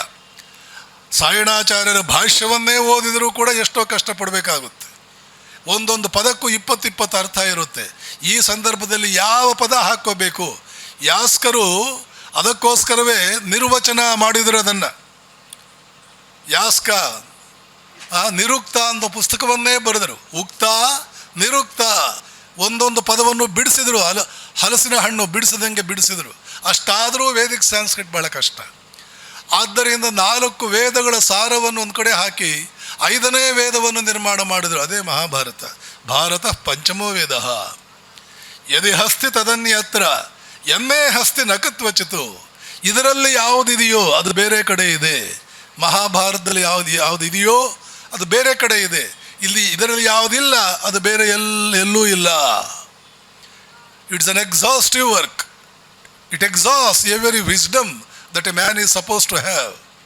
ಮನುಷ್ಯನಿಗೆ ಇರಬೇಕಾದ ವಿವೇಕ, ಏನೇನು ವಿವೇಕಗಳು ಬೇಕೋ ಅದೆಲ್ಲವನ್ನೂ ಮಹಾಭಾರತದಲ್ಲಿ ಹಾಕಿಡಲಾಗಿದೆ. ಆ ಮಹಾಭಾರತದಲ್ಲಿ ಬರುವ ಸಾವಿರಾರು ರತ್ನದಂಥ ಶ್ಲೋಕಗಳಲ್ಲಿ ಇದೊಂದು ಶ್ಲೋಕ. ಯಾವುದದು? ಕುಂತಿ ಅತ್ತೆ ನಿನಗೇನು ವರ ಬೇಕು ಅಂತ ಕೃಷ್ಣ ಕೇಳಿದಾಗ ಅವಳು ಕೇಳ್ತಾಳಲ್ಲ, ಏನು ಕೇಳ್ತಾಳೆ ಧೀರ ನಾರಿ? ವಿಪದ ಸಂತುನ ಶಶ್ವತ್ ತತ್ರ ತತ್ರ ಜಗದ್ಗುರು ಭವತೋ ದರ್ಶನಂ ಯಸ್ಯಾತ್ ಅಪುನರ್ಭವ ದರ್ಶನಂ. ವಾಹ್, ಮೈ ರೋಮಾಂಚನವಾಗುತ್ತೆ, ಕೂದಲು ನಿಂತ್ಕೊಳ್ಳುತ್ತೆ ಇದನ್ನು ಕೇಳಿದ್ರೆ. ಏ ಜಗದ್ಗುರು, ನನಗೆ ನೀನು ವರ ಕೊಡೋದಾದರೆ ಇಂಥದ್ದೊಂದು ವರವನ್ನು ಕೊಡು. ಏನದು? ಹೆಜ್ಜೆ ಹೆಜ್ಜೆಗೂ ನನ್ನ ಜೀವನದಲ್ಲಿ ಕಷ್ಟಗಳು ಬರಬೇಕು, ಅಂಥದ್ದೊಂದು ವರ ಕೊಡು. ಯಾರಾದರೂ ಕೇಳ್ತಾರೆ? ಯಾರು ಕಷ್ಟಗಳನ್ನು ಆಟವಾಡುವುದು, ಕಷ್ಟಗಳಲ್ಲಿ ಆಟವಾಡುವುದನ್ನು ಕಲ್ತಿದ್ದಾರೆ, ಕಷ್ಟಗಳನ್ನು ಒಂದು ಸ್ಪೋರ್ಟ್, ಒಂದು ಕ್ರೀಡೆಯನ್ನಾಗಿ ಮಾಡಿಕೊಂಡಿದ್ದಾರೆ, ಯಾರು ರಣರಂಗವನ್ನು ಒಂದು ಪ್ಲೆಷರ್ ಗಾರ್ಡನ್ ಮಾಡಿಕೊಂಡಿದ್ದಾರೆ, ರಣರಂಗವನ್ನು ಒಂದು ಪಾರ್ಕ್ ಮಾಡಿಕೊಂಡಿದ್ದಾರೆ, ಧೀರತೆಯನ್ನು ಉಸಿರಾಗಿಸ್ಕೊಂಡಿದ್ದಾರೆ, ಸಪ್ಪೆತನ, ಹೇಡಿತನ, ಮೃದುತ್ವ ಇರಲಿ, ಸಂದರ್ಭ ಬಂತ ವಜ್ರವನ್ನು ಕೂಡ ಮಲ್ಲಿಗೆ ಹೂವನ್ನಾಗಿ ಮಾಡಿಕೊಳ್ಳಬಲ್ಲೆ, ಪರ್ವತಗಳನ್ನು ಕುಟ್ಟಿ ಪುಡಿ ಮಾಡಬಲ್ಲೆ, ಸಮುದ್ರಗಳನ್ನು ಆಪೋಷಣ ತೆಗೆದುಕೊಳ್ಳಬಲ್ಲೆ. ವಿವೇಕಾನಂದರು ಒಂದು ಪತ್ರದಲ್ಲಿ ಬರೀತಾರೆ ಅವರ ಸೋದರ ಸನ್ಯಾಸಿಗಳಿಗೆ, ನಾವು ಯಾರು ಗೊತ್ತೇನೋ? ಕುರ್ವಸ್ತಾರಕ ಚರ್ವಣಂ ತ್ರಿಭುವನಂ ಉತ್ಪಾಟಯಾಮೋ ಬಲಾತ್ ಕಿಂಭೋಹೋ ನವಿಜಾನಾಸ್ಯಾಸ್ಮಾನ್ ರಾಮಕೃಷ್ಣ ದಾಸಾವಯಂ. ನಾವು ರಾಮಕೃಷ್ಣರ ದಾಸರು. ಪರ್ವತಗಳನ್ನು ಕುಟ್ಟಿ ಪುಡಿ ಮಾಡ್ತೇವೆ, ತಾರೆಗಳನ್ನು, ಗಿಡದಿಂದ ಹೂಗಳನ್ನು ಕಿತ್ತು ಬಿಸಾಕಿದಂತೆ ತಾರೆಗಳನ್ನೆಲ್ಲ ಕಿತ್ತು ನಮಗೆ ಎಲ್ಲಿಗೆ ಬೇಕೋ ಅಲ್ಲಿಗೆ ಬಿಸಾಕ್ತೇವೆ, ಸಮುದ್ರಗಳನ್ನು ಖಾಲಿ ಮಾಡ್ತೇವೆ. ನಾವು ಯಾರು ಗೊತ್ತಾ? ನಾವು ರಾಮಕೃಷ್ಣರ ದಾಸರು. ಇದು ಯುಗಾದಿ ಸಂದೇಶ. ಬೇವು ಅಂದರೆ ಇದವು ಬರಲಿ, ಬೇವು, ನನಗೆ ಬೆಲ್ಲವೇ ಬೇಡ, ನಾನು ದಧೀಚಿ, ನನ್ನ ಬೆನ್ನುಮೂಳೆಯಿಂದ ವಜ್ರಾಯುಧ ಇದೆ ನನ್ನ ಬೆನ್ನುಮೂಳೆಯಲ್ಲಿ. ನೋಡಿ ಭಾರತೀಯರು ಹೇಗೆ ಬದುಕಿದ್ರು. ಇಲ್ಲಿ ಬದುಕುವವರ ಬೆನ್ನುಮೂಳೆ ವಜ್ರಾಯುಧ ಇರುತ್ತೆ. ಹೇಡಿತರ ಎಲ್ಲಿಂದ ಬಂತು ಹಾಗಾದರೆ? ಇದನ್ನೆಲ್ಲ ಮರೆತು ಬಿಟ್ಟಿವಿ. ರಾಮಾಯಣದ, ಮಹಾಭಾರತದ, ಬೌದ್ಧ ಧರ್ಮ ದೇಶ ತುಂಬ ವ್ಯಾಪಿಸಿ ಆದಮೇಲೆ ಒಂದು ರೀತಿಯಲ್ಲಿ ಅದು ಹಿಂದೂ ಧರ್ಮಕ್ಕೆ ಸೆಣಸಾಟ ಇಟ್ಕೊಂಡ ಮೇಲೆ, ಇದನ್ನು ಹಿಂದೂ ಧರ್ಮವನ್ನು ಒಂದು ರೀತಿ ಮೂಲೋತ್ಪಾಟನೆ ಮಾಡಿದ ಮೇಲೆ ಈ ಮಾತುಗಳೆಲ್ಲ ಮರೆತು ಹೋಗ್ಬಿಡ್ತು. ಶಂಕರಾಚಾರ್ಯರು ಬರೋವರೆಗೂ ಭಗವದ್ಗೀತೆ ಅನ್ನುವಂಥದ್ದು ಈ ಭೂಲೋಕದಲ್ಲಿ ಇದೆ ಅಂತ ಯಾರಿಗೆ ಗೊತ್ತಿತ್ತು? ಆದ್ದರಿಂದ ವಿವೇಕಾನಂದರು ಹೇಳ್ತಾರೆ, ಹಿಂದೆ ಆಗಿದ್ದಾಯಿತು, ಇನ್ನು ಮುಂದೆ ನಾನು ಉಪನಿಷತ್ ಚಿಂತನೆಯನ್ನು ಮನೆ ಮನೆಗೂ ಮುಟ್ಟಿಸೋದಕ್ಕೆ ಬಂದಿದ್ದೇನೆ. ಯಾಕೆ ಉಪನಿಷತ್ ಚಿಂತನೆಯನ್ನು ಮನೆ ಮನೆಗೂ ಮುಟ್ಟಿಸೋದಕ್ಕೆ ಬಂದಿದ್ದೇನೆ? ಕುಂತಿ ಮಾತಾಡಿದ್ದು ಉಪನಿಷತ್ ಮಾತು, ನಚಿಕೇತನಿಗೆ ಯಮ ಮಾತಾಡಿದ್ದು ಉಪನಿಷತ್ ಮಾತು. ಪ್ರೇಯಸ್ಸನ್ನು ಬಿಸಾಕು ಆ ಕಡೆ, ಶ್ರೇಯಸ್ಕರವಾದ್ದನ್ನೇ ಆಸ್ವಾದಿಸು, ಶ್ರೇಯಸ್ಕರವಾದ್ದನ್ನು ಪ್ರೇಯಸ್ಸನ್ನಾಗಿ ಪರಿವರ್ತನೆ ಮಾಡಿಕೋ. ಯಾಕೆ? ಆವಾಗಲೇ ಜೀವನದ ಸಾರ್ಥಕತೆ ಇರೋದು. ಸುಖ ದುಃಖಗಳ ನಡುವೆ ವ್ಯತ್ಯಾಸವನ್ನು ಕಾಣುವವನು ಹೇಡಿ, ಸುಖ ದುಃಖಗಳನ್ನು ಈ ಸಮನಾಗಿ ಕಾಣುವಂಥವನೇ ಧೀರ. ಸುಖ ದುಃಖೇ ಸಮೀಕೃತ್ವ ಲಾಭಾಲಾಭೋ ಜಯ ಅಜಯೋ. ಸಮ, ನನಗೆ ವ್ಯತ್ಯಾಸವೇ ಇಲ್ಲ. ಏನು ದುಃಖ ಅಂತಂದರೆ, ನನ್ನ ಹತ್ರ ಕೆಲವರು ಬರ್ತಾ ಇರ್ತಾರೆ, ಸ್ವಾಮೀಜಿ ಎಷ್ಟೊಂದು ಕಷ್ಟಗಳು, ಎಂಜಾಯ್ ಮಾಡಿ ಕಷ್ಟಗಳನ್ನು, ಎಷ್ಟೊಂದು ಕಷ್ಟಗಳು ಅಂತ. ಭಾರತೀಯ ನಮ್ಮ ಬಾಯಿನಲ್ಲಿ ಬರಬಾರದ್ರಿ. ಕಷ್ಟ ಅನ್ನುವಂಥದ್ದು ಇಲ್ಲ, ಅದು ಭ್ರಮೆ. ಯಾಕೆ? ಕೃಷ್ಣ ಹೇಳ್ತಾನಲ್ಲ, ಅವೆರಡು ಸಮ. ಅಲ್ಲಿ ಇರ್ತಕ್ಕಂಥದ್ದು ಕೇವಲ ಒಂದು ಘಟನೆ. ಅಲ್ಲಿ ಸುಖಾತ್ಮಕವಾದ ಘಟನೆಯೂ ಅಲ್ಲ, ಅದು ದುಃಖಾತ್ಮಕವಾದ ಘಟನೆಯೂ ಅಲ್ಲ. ಅಲ್ಲಿ ಯಾರೋ ಮಾತಾಡ್ತಾ ಇದ್ದಾರೆ, ಆ ಕಡೆ ಮಾತಾಡಬಾರ್ದು ಅಂತ ಹೇಳಿ. ಅಲ್ಲಿರ್ತಕ್ಕಂಥದ್ದು ಕೇವಲ ಘಟನೆ. ನೀನು ಅದನ್ನು ಸುಖವಾಗಿ ಕಂಡೆ ಅಷ್ಟೇ, ನೀನು ಅದನ್ನು ದುಃಖವಾಗಿ ಕಂಡೆ. ಅದು ದುಃಖ ಅಂತ ನಿನಗೆ ಕಾಣ್ತಾ ಇದೆ, ಅಲ್ಲಿ ದುಃಖ ಇಲ್ಲ. ಸುಖ ಅಂತ ನಿನಗೆ ಕಾಣ್ತಾ ಇದೆ, ಅಲ್ಲಿ ಸುಖ ಇಲ್ಲ. ಅಲ್ಲಿರ್ತಕ್ಕಂಥದ್ದು ಕೇವಲ ಘಟನೆ. ಆದ್ದರಿಂದ ನೀನು ಅದು ಹೇಗಿದೆಯೋ ಹಾಗೆಯೇ ನೋಡು, ವಸ್ತುಗಳು ಹೇಗಿದೆಯೋ ಹಾಗೆಯೇ ನೋಡು ಅರ್ಜುನ. ಇದು ಭಗವದ್ಗೀತೆಯ ಮೊದಲನೇ ಪಾಠ. ದೊಡ್ಡಪ್ಪನ ಮಕ್ಕಳು ಅದೆಲ್ಲ ಹೋಯ್ತದ, ಅದು ದೊಡ್ಡಪ್ಪನ ಮಕ್ಕಳಲ್ಲ. ಈಗ ರಣರಂಗದಲ್ಲಿ ನೀನು ನೋಡ್ಕೊಳ್ಬೇಕಾದ್ದು ಅಧರ್ಮಿ ಧರ್ಮಿ ಇವರಿಬ್ಬರ ನಡುವೆ ಘರ್ಷಣೆ. ಅಧರ್ಮಿ ಮತ್ತು ಧರ್ಮಿ, ಎಂಥ ಅದ್ಭುತವಾದ ಚಿಂತನೆ ಗೊತ್ತಾ ಇಲ್ಲಿ? ಅದರ ಅರ್ಥ ಏನು? ಮೌಲ್ಯಗಳಿಗೆ ಮಾತ್ರವೇ ನಮ್ಮ ಬದ್ಧತೆ ಇದೆ, ಮೌಲ್ಯಗಳನ್ನು ಬಿಟ್ಟು ಬೇರೆ ಯಾವುದಕ್ಕೂ ನಮ್ಮ ಬದ್ಧತೆ ಇಲ್ಲ. ಅವರು ದೊಡ್ಡಪ್ಪನ ಮಕ್ಕಳು, ಇವರು ಚಿಕ್ಕಪ್ಪನ ಮಕ್ಕಳು, ಅವನು ತಾತ, ಇವನು ಗುರು, ಇದೆಲ್ಲ ಕೂಡ ಬಂದಿರತಕ್ಕಂಥದ್ದು ಸಬ್ಜೆಕ್ಟಿವ್. ಅಂದರೆ ನೀನು ಒಂದು ಕರ್ತೃ ಅಂತ ಭಾವಿಸ್ಕೊಂಡು ನಿನಗೆ ಹುಟ್ಟು ಶರೀರಗಳ ನಡುವೆ ಹೊಂದಿಕೊಂಡಂಥ ಸಂಬಂಧಗಳು, ಆತ್ಮನ ನಡುವೆ ಹೊಂದಿಕೊಂಡಂಥ ಸಂಬಂಧಗಳಿಗೆ ಮಾತ್ರವೇ ಇಲ್ಲಿ ಬೆಲೆ. ಒಂದು ವೇಳೆ ಅದರಿಂದ ಕೆಳಕ್ಕೆ ಬಂದು ಇನ್ನೊಂದು ಚೂರು ಹೆಚ್ಚಿನ ಬೆಲೆ ಕೊಡಬೇಕು ಅಂತಂದರೆ ಅಲ್ಲಿ ಧರ್ಮದಿಂದ ಯಾರು ಬಂಧಿತರಾಗಿದ್ದಾರೆ, ಧರ್ಮದಿಂದ ಯಾರು ಸಂಬಂಧಿತರಾಗಿದ್ದಾರೆ ಅವರು ಮಾತ್ರವೇ ಸಂಬಂಧವನ್ನು ಇಟ್ಕೊಳ್ಬೇಕಾದ್ದು. ಒಬ್ಬ ಧರ್ಮಿಷ್ಠ ಇನ್ನೊಬ್ಬ ಧರ್ಮಿಷ್ಠನೊಡನೆ ಸಂಬಂಧ ಇಟ್ಕೊಳ್ಬೇಕೇ ಹೊರತು ದೊಡ್ಡಪ್ಪನ ಮಕ್ಕಳು ಚಿಕ್ಕಪ್ಪನ ಮಕ್ಕಳು ಅದೆಲ್ಲ ಕೂಡ ಬಹಳ ಕೆಳಮಟ್ಟದ ಸಂಬಂಧ. ಅದನ್ನೆಲ್ಲ ಬಿಟ್ಬಿಡು. ರಾಮಾಯಣದಲ್ಲಿ ರಾಮ ಇದನ್ನೆಲ್ಲ ಆಚರಣೆಗೆ ತಂದ. ಕೃಷ್ಣಾವತಾರದಲ್ಲಿ ಕೃಷ್ಣನಾಗಿ ಇದನ್ನು ಬೋಧಿಸಿದ. ಡಿ ವಿ ಗುಂಡಪ್ಪನವರು ಹೇಳ್ತಾ ಇದ್ರು, ರಾಮಾಯಣದಲ್ಲಿ ಏನನ್ನು ಬದುಕಿದನೋ ಮೊದಲು ಬದುಕದ ಅದನ್ನೇ ಕೃಷ್ಣಾವತಾರದಲ್ಲಿ ಬೋಧನೆ ಮಾಡಿದ. ಮೊದಲು ಮಾಡಿದ ಆಮೇಲೆ ಮಾತನಾಡಿದ. ಮೊದಲು ಮಾತನಾಡೋದು ಆಮೇಲೆ ಮಾಡೋದಲ್ಲ, ಮೊದಲು ಮಾತಾಡೋದು ಆಮೇಲೆ ಸುಮ್ಮನೆ ಇದ್ದು ಬಿಡೋದು ಅಲ್ಲ. ಮೊದಲು ಮಾಡಬೇಕು ಆಮೇಲೆ ಮಾತನಾಡಬೇಕು. ಮಾನವೀಯ ಸಂಬಂಧಗಳು ಹೇಗಿರಬೇಕು. ಲಕ್ಷ್ಮಣನನ್ನು ನಿರ್ಭಿಡೆಯಿಂದ ದೇಶದಿಂದ ಆಚೆ ಕಳಿಸಿದ ರಾಮ. ಸೀತೆಯನ್ನು ನಿರ್ಭಿಡೆಯಿಂದ ರಾಜ್ಯದಿಂದ ಆಚೆಗೆ ಕಳಿಸಿದ. ನಿರ್ಭಿಡೆಯಿಂದ ತಂದೆ ಸಾಯ್ತಾ ಇದ್ದರೆ ತಂದೆಯ ಜೊತೆ ಉಳಿಯದೆ, ತಂದೆಗೆ ನಿತ್ಯಕರ್ಮ, ತಂದೆಗೆ ಕೊನೆ ಅಂತ್ಯೇಷ್ಟಗಳನ್ನು ಮಾಡದೆ, ಅಂತ್ಯಕರ್ಮಗಳನ್ನು ಮಾಡದೆ, ತಂದೆ ಸಾಯ್ತಾ ಇದ್ದರೂ ಕೂಡ ಅಲ್ಲಿಗೆ ಹೊರಟುಬಿಟ್ಟ, ಕಾಡಿಗೆ ಹೊರಟುಬಿಟ್ಟ, ಅರಮನೆಯನ್ನು ಬಿಟ್ಟುಬಿಟ್ಟ. ನೀನು ಹೋದರೆ ನಾನು ಕೂಡ ಸಾಯ್ತೀನಿ. ಕೌಸಲ್ಯ ಅಂದರೂ ಕೂಡ ಅಮ್ಮ ಹಾಗೆಲ್ಲ ಮಾತಾಡಬಾರ್ದು. ಕೌಸಲ್ಯ ಕಣ್ಣೀರಿಗೆ ಒಂದು ಪೈಸೆಯೂ ಕಿಮ್ಮತ್ತು ಕೊಡದೆ ಆ ಕಡೆ ಹೊರಟುಬಿಟ್ಟ. ರಾಮಾಯಣದಲ್ಲಿ ನಾವು ನೋಡುವುದು ವ್ಯಕ್ತಿಯ ನಡುವೆ ಸಂಬಂಧಗಳಿಗೆ ಶೂನ್ಯದಷ್ಟು ಬೆಲೆ. ಇವರು ನಮ್ಮವರು, ಇವಳು ಹೆಂಡತಿ, ಇವನು ತಮ್ಮ, ಇವನು ತಾಯಿ, ಇವನು ತಂದೆ, ಇದಕ್ಕೆ ಶೂನ್ಯದಷ್ಟು ಬೆಲೆ. ಬೆಲೆ ಯಾವುದಕ್ಕೆ? ತತ್ವಗಳಿಗೆ ಬೆಲೆ. ತಂದೆಯ ಶ್ರಾದ್ದ ಮಾಡಲಿಲ್ಲ, ಆದರೆ ಜಟಾಯುವಿನ ಶ್ರಾದ್ದ ಮಾಡ್ದ. ತಂದೆಗೆ ಶ್ರಾದ್ದ ಮಾಡಲಿಲ್ಲ. ಪಕ್ಷಿ ಜಟಾಯು. ಯಾಕೆ? ಆ ಜಟಾಯು ಸೀತೆಯನ್ನು ಉಳಿಸುವುದಕ್ಕೋಗಿ ತನ್ನ ಪ್ರಾಣವನ್ನೇ ತ್ಯಾಗ ಮಾಡ್ತು. ಎಂಥ ತ್ಯಾಗ! ಅಸಹಾಯಕ ಸ್ಥಿತಿಯಲ್ಲಿರ್ತಕ್ಕಂಥ ಅಧರ್ಮಿಯ ವಿರುದ್ಧ, ರಾವಣನೆಂಬ ಅಧರ್ಮಿಯ ವಿರುದ್ಧ ಅಸಹಾಯಕ ಸ್ಥಿತಿಯಲ್ಲಿರ್ತಕ್ಕಂಥ ಸೀತೆಯನ್ನು ಕಾಪಾಡುವುದಕ್ಕೆ ತನ್ನ ಪ್ರಾಣ ಹೋದರೂ ಚಿಂತೆ ಇಲ್ಲ. ಒಂದು ಹೆಣ್ಣಿಗೆ ನೋವಾಗ್ತಾ ಇದೆ, ಒಂದು ಹೆಣ್ಣಿಗೆ ಅವಮಾನವಾಗ್ತಾ ಇದೆ, ಅಸಹಾಯಕ ಸ್ಥಿತಿಗೆ ಈ ದುಷ್ಟ ದೂಡ್ತಾ ಇದ್ದಾನೆ, ನನ್ನ ಪ್ರಾಣ ಹೋದರೂ ಚಿಂತೆ ಇಲ್ಲ.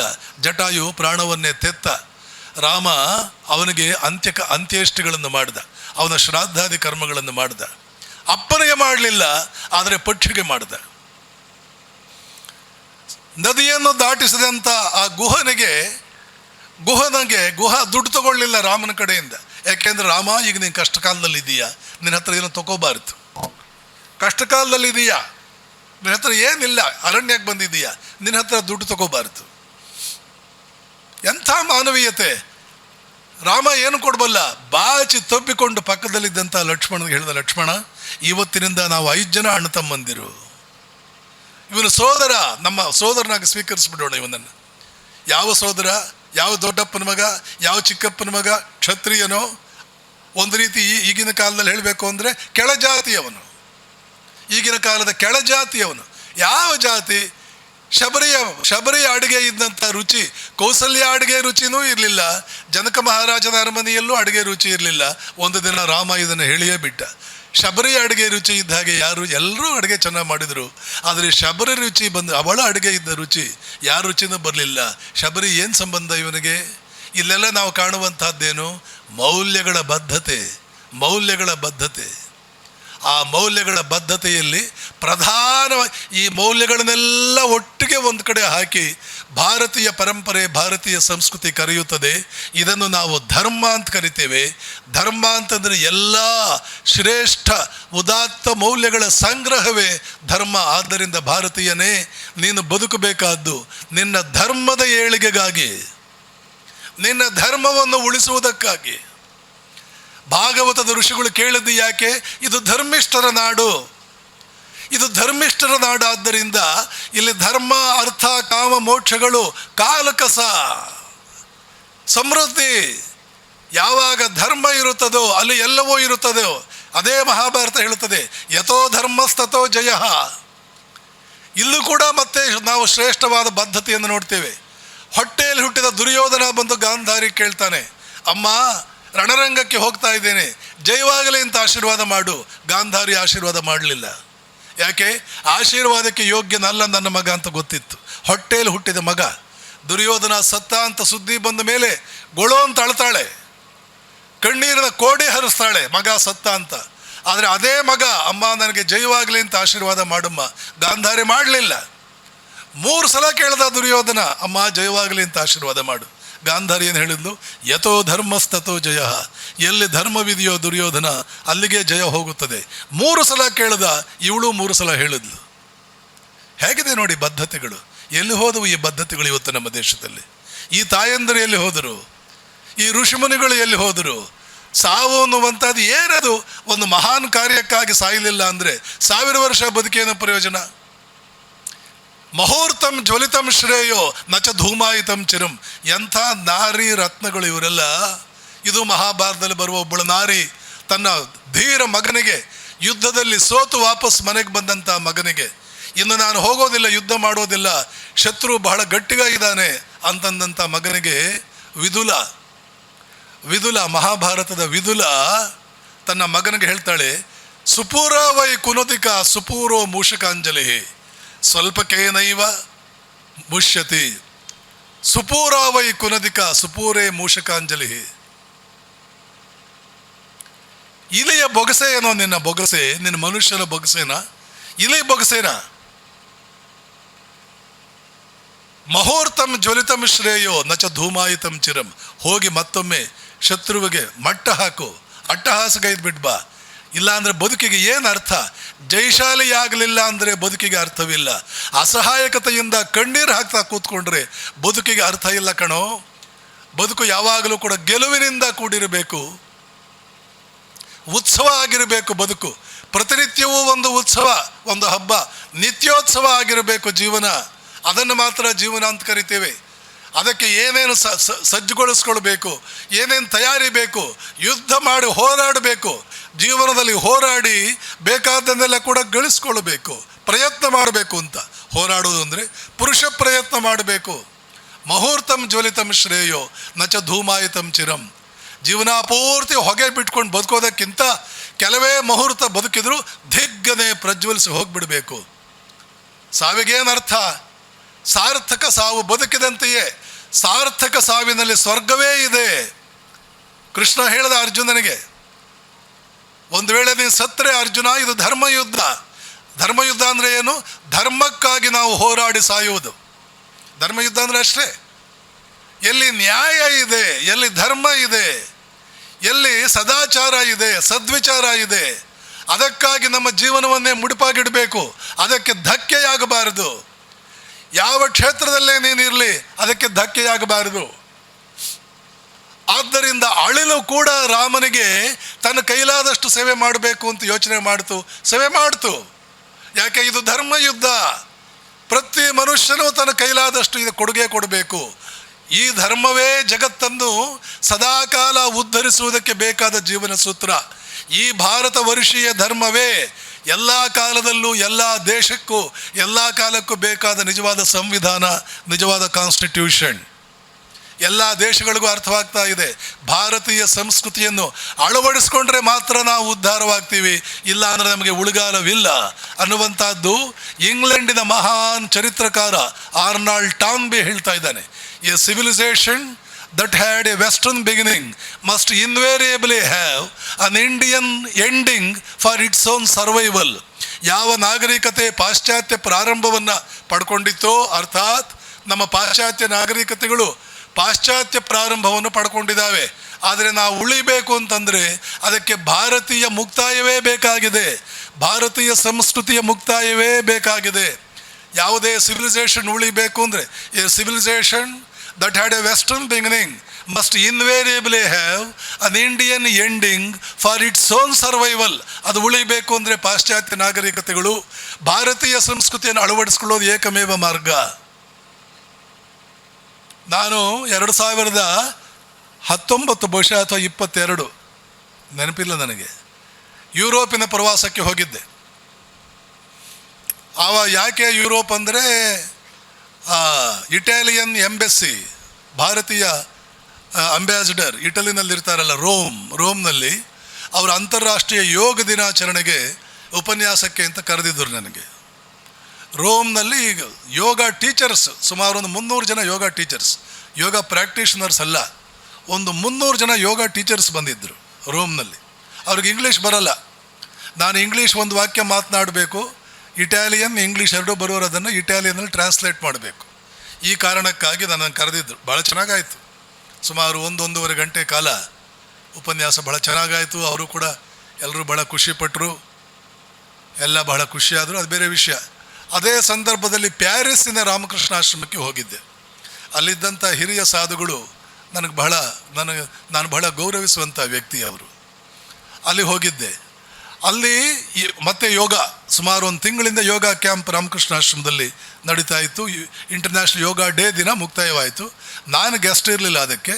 ಆಗ ಮುಗಿದೋಯ್ತು. ನಾನು ರೋಮ್ನಲ್ಲಿದ್ನಲ್ಲ, ಮುಗಿಸ್ಕೊಂಡು ಅಲ್ಲಿಗೆ ಹೋಗಿ ಒಂದು 4-5 ದಿನ ಇದ್ದು ಬರೋಣ, ಹೇಗಿದ್ರು ಇಷ್ಟು ದೂರ ಬಂದಿದ್ದೀವಿ ಪ್ಯಾರಿಸ್ ರಾಮಕೃಷ್ಣ ಆಶ್ರಮದಲ್ಲಿ, ಒಂದಷ್ಟು ದಿನ ಇದ್ದು ಬರೋಣ ಅಂತ ಹೋದೆ. ಸ್ವಿಟ್ಜರ್ಲ್ಯಾಂಡ್ನಿಂದ ಒಬ್ಬಳು ಲೇಡಿ ಬಂದಿದ್ಲು. ಅವಳು ಡೈನಿಂಗ್ ಹಾಲ್ನಲ್ಲಿ ಊಟಕ್ಕೆ ಕೂತ್ಕೊಳ್ಳುವಾಗ ನಾನು ಸ್ವಲ್ಪ ನನ್ನ ಕಡೆ ನೋಡೋದು, ಹೀಗನ್ನೋದು ಎಲ್ಲ ಮಾಡ್ತಿದ್ಲು. ಸ್ವಲ್ಪ ಫೆಮಿಲಿಯರ್ ಫೇಸೇ ಆಗಿತ್ತು. ಕೊನೆಯ ದಿನ ಬಂದು Swamiji, today I am taking leave of you all, I am going, please bless me, ನಾನು ಹೊರಟಿದ್ದೇನೆ, ನಿಮ್ಮನ್ನೆಲ್ಲ ಬೀಳ್ಕೊಂಡು ಹೊರಡ್ತಾ ಇದ್ದೀನಿ ಅಂತ ಹೇಳಿದ್ಲು ಅವಳು. ನನಗೆ ಅವಳ ಬಗ್ಗೆ ಏನೋ ಗೊತ್ತೇ ಕೇಳಿ, ವಾಟ್ ಇಸ್ ಯುವರ್ ನೇಮ್ ಕೇಳಿದೆ. What is your name? I am Eshwari. ನಿನ್ನ ಹೆಸರೇನಮ್ಮ? ನಾನು ಈಶ್ವರಿ. ಅವಳು ನೋಡಿದೆ, ಅವಳೇನು ಇಂಡಿಯನ್ ಥರ ಏನು ಕಾಣ್ತಿರ್ಲಿಲ್ಲ. Ishwari, how come you are Ishwari? You don't seem you are an Indian. ನೀನು ಇಂಡಿಯನ್ ಅಂತೇನು ಅನ್ಸಲ್ಲ. ಅದು ಹೆಂಗೆ? ಓ Swamiji, actually my name is Isabella, now I have become Ishwari. ನನ್ನ ನಿಜವಾದ ಹೆಸರು ಇಸಾಬೆಲಾ. ನಾನು ಎಲ್ಲಿಂದ ಬರ್ತೀಯಾ?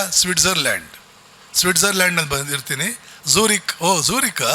ನಾನು ಹೋಗಿದ್ದೆ ಝೂರಿಕ್ಗೆ, ಬೆಳಗ್ಗೆ 3-4 ಸಲ ಹೋಗಿದ್ದೆ. ಝೂರಿಕ್ಗೆ ನಾನು ಹೋಗಿದ್ದೇನೆ ಸಾಕಷ್ಟು ಸಲ.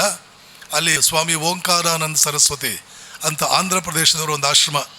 ಇಡೀ ಯುರೋಪ್, ರಷ್ಯಾದಲ್ಲಿ 20 ವರ್ಷಗಳ ಹಿಂದೆ ಒಬ್ಬ ಹಿಂದೂ ಇರಲಿಲ್ಲ. ಇವತ್ತು 25 ಲಕ್ಷ ಜನ ಹಿಂದೂಗಳಿದ್ದಾರೆ. ಎಲ್ಲಿಂದ ಬಂದರು ಅವರೆಲ್ಲ? ಆರ್ನಾಲ್ಡ್ ಟಾನ್ಬಿ, ಇಂಗ್ಲೆಂಡಿನ ಹಿಸ್ಟೋರಿಯನ್, ಸುಮ್ಮನೆ ಹೇಳದ್ನ, ಇಡೀ ಜಗತ್ತಿಗೆ ಇವತ್ತು ಬೇಕಾಗಿದೆ. ಅಮೆರಿಕದ 28% ಜನ, ವಿಜಯವಾಣಿಲಿ ನಾನು ಇದನ್ನು ಆರ್ಟಿಕಲ್ ಬರೆದಿದ್ದೆ.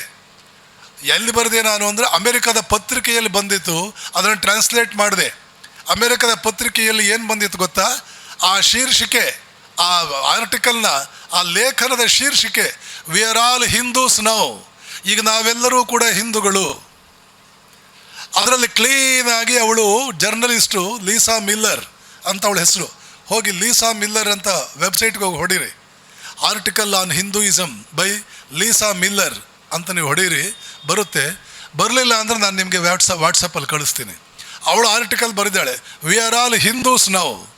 ಆ ಆರ್ಟಿಕಲ್ನಲ್ಲಿ ಬರೀತಾಳೆ, ಅಮೆರಿಕದ 28% ಜನ ಹಿಂದೂ ಧರ್ಮವನ್ನು ಅನುಸರಿಸ್ತಾ ಇದ್ದಾರೆ, ನಾವು ಹಿಂದೂಗಳು ಅಂತ ಡಿಕ್ಲೇರ್ ಮಾಡಿಕೊಂಡಿಲ್ಲ ಅಷ್ಟೇ. ಸುಳ್ಳಲ್ಲ, ಅವಳೇ ಬರೆದಿರೋದು. ಅವಳೇ ಲೀಸಾ ಮಿಲ್ಲರ್. ಹೆಸರು ಹೇಳ್ತಾ ಇದ್ದೀನಿ, ಹೋಗಿ ವೆಬ್ಸೈಟಲ್ಲಿ ಹೊಡೀರಿ, ಇಲ್ಲ ನಾನೇ ಕಳಿಸ್ತೀನಿ. ಯಾರಿಗಾದ್ರು ಬೇಕಾದ್ರೆ ನಮ್ಮ ಹೆಗ್ಡೆಯವ್ರಿಗೋ ರಾಜೇಶ್ ಅವ್ರಿಗೋ ಯಾರಿಗಾದ್ರೂ ಕಳಿಸ್ತೀನಿ, ಅಲ್ಲಿಂದ ನೀವು ತಗೊಳ್ಳಿ. ಅದನ್ನೇ ಟ್ರಾನ್ಸ್ಲೇಟ್ ಮಾಡಿ ನಾನು ಕನ್ನಡದಲ್ಲಿ ವಿಜಯವಾಣಿ ಪತ್ರಿಕೆಯಲ್ಲಿ ಹಾಕಿದೆ. ಕೊನೆಗೆ ಹೇಳ್ತಾಳೆ, we are all Hindus now, therefore let us all sing Om together. ಆದ್ದರಿಂದ ನಾವೆಲ್ಲ ಒಟ್ಟಿಗೇನೆ ಓಮ್ ಹೇಳೋಣ. ಅದು ಕೊನೆಯ ವಾಕ್ಯ, ಆ ಆರ್ಟಿಕಲ್ನ ಕೊನೆಯ ವಾಕ್ಯ. ಇಡೀ ಪಾಶ್ಚಾತ್ಯ ಪ್ರಪಂಚ, ಲಂಡನ್ನಲ್ಲಿ ಒಬ್ಬಳು ಹುಡುಗಿ ಇಂಡಿಯನ್ ಹೈಕಮಿಷನಲ್ಲಿ ನನ್ನ ಹತ್ರ ಬಂದು ಹೇಳಿದ್ಲು, ಸ್ವಾಮೀಜಿ ನಾನು ನನ್ನ ಕಾಲೇಜ್ ಓದ್ತಾ ಇದ್ದೀನಿ. ಇಂಡಿಯನ್ ಹುಡುಗಿ, ಕಾಲೇಜು ನೀರಜ ಅವಳ ಹೆಸರು. ಕಾಲೇಜ್ ಓದ್ತಾ ಇದ್ದೀನಿ, ನಮ್ಮ ಎಲ್ಲ ಫ್ರೆಂಡ್ಸು ಎಲ್ಲ ಧರ್ಮಗಳನ್ನು ಬಿಟ್ಟುಬಿಡೋಣ, ನೋ ರಿಲಿಜನ್ ಅನ್ನುವಂಥ ಪಂಗಡಕ್ಕೆ ಸೇರಿಕೊಳ್ಳೋಣ, ಏನು ಮಾಡಲಿ? ಆವಾಗ ನಾನು ಅವಳಿಗೆ ಹಿಂದೂ ರಿಲಿಜನ್ ಅನ್ನುವಂಥದ್ದು ಏನು ಅಂತ ಅವಳಿಗೆ ಹೇಳಿದೆ. ಅವಳಿಗೆ ಕನ್ವಿನ್ಸ್ ಆಯಿತು. ಏನು ಹೇಳಿದೆ ಅಂತ ಆಮೇಲೆ ಹೇಳ್ತೇನೆ. ಈಗ ವಾಪಸ್ಸು ಪ್ಯಾರಿಸ್ಸಿಗೆ ಬರ್ತೇನೆ. How you don't seem to be an Indian, how come your name is Isabella? Ishwari, I am Isabella, now I have become Ishwari. ಅಂದರೆ ಅವಳಿಗೆ ಹಿಂದೂ ಧರ್ಮ ಚೆನ್ನಾಗಿ ಹಿಡಿಸ್ಬಿಟ್ಟಿದೆ, ಈಶ್ವರಿ ಅಂತ ಹೆಸರು ಚೇಂಜ್ ಮಾಡ್ಕೊಂಡ್ಬಿಟ್ಟಿದ್ದಾಳೆ, ಅದನ್ನೇ ಅನುಸರಿಸ್ಕೊಂಡು ಹೊರಟಿದ್ದಾಳೆ. ಆಮೇಲೆ ಪ್ಲೀಸ್ ಬ್ಲೆಸ್ ಮೀ, ಮತ್ತೆ ಬ್ಲೆಸ್ ಮೀ ಅಂತ ಬಗ್ಗದ್ಲು ಅವಳು. ಬಗ್ಗೆ ಎದ್ಮೇಲೆ ಹೇಳಿದೆ, what should I bless you with? ಏನಂತ ಆಶೀರ್ವಾದ ಮಾಡಬೇಕು ನಿನಗೆ? ಹೇಳ್ತಾಳೆ, bless me that I may be born in India in my next birth. ನನ್ನ ಮುಂದಿನ ಜನ್ಮದಲ್ಲಿ ನಾನು ಇಂಡಿಯಾದಲ್ಲಿ ಹುಟ್ಟುವ ಹಾಗೆ ನನಗೆ ಆಶೀರ್ವಾದ ಮಾಡಿ. ಸ್ವಿಟ್ಜರ್ಲೆಂಡ್ ಮುಂದೆ ಅಮೆರಿಕ ಏನಿಲ್ಲ, ಅದು ಸ್ವರ್ಗ. ಯಾಕೆ ಹೇಳಿ? ಪ್ರಪಂಚದ ಎಲ್ಲ ಕಳ್ಳರ ದುಡ್ಡು ಇರೋದಲ್ಲೇ, ಎಲ್ಲ ಕಳ್ಳರ ದುಡ್ಡು ಅಲ್ಲೇ ಇದೆ. ಅವರು ಅದನ್ನು ಚೆನ್ನಾಗಿ ಯೂಸ್ ಮಾಡ್ಕೊಳ್ತಾರೆ. ನೀವು ಯಾರು ಇಟ್ಟಿದ್ದೀರಿ, ನಿಮ್ಗೆ ಅರ್ಧನೋ ಅಥವಾ ಮುಕ್ಕಾಲು ಪಾಲೋ ಕೊಟ್ಟು ಮಿಕ್ಕಿದ್ದು 24 ಕಾಣೆ 25% ಅವ್ರಿಗೆ. ಸಣ್ಣ ದೇಶ ತುಂಬಿ ತುಳ್ಕಾಡ್ತಾ ಇದೆ, ಸಮೃದ್ಧಿ ವೈಭವ ತುಂಬಿ ತುಳ್ಕಾಡ್ತಾ ಇದೆ. ಸರಿ, ಯಾಕೆ ಇವಳಿಗೆ ಹೀಗೆ ಅನ್ನಿಸ್ತು? ಇಟಲಿಯಿಂದ ನಾನು ಜರ್ಮನಿಗೆ ಬಂದು ಏರೋಪ್ಲೇನ್ ಹತ್ತೋದಕ್ಕೆ ಒಂದು ರಾತ್ರಿ ಬಂದಾಗ ವಾಷಿಂಗ್ಟನ್ DC ಇಂದ ಬಂದಂಥ 2 ಹುಡುಗರು ನಮ್ಗೆ ಸಿಕ್ಕಿದ್ರು.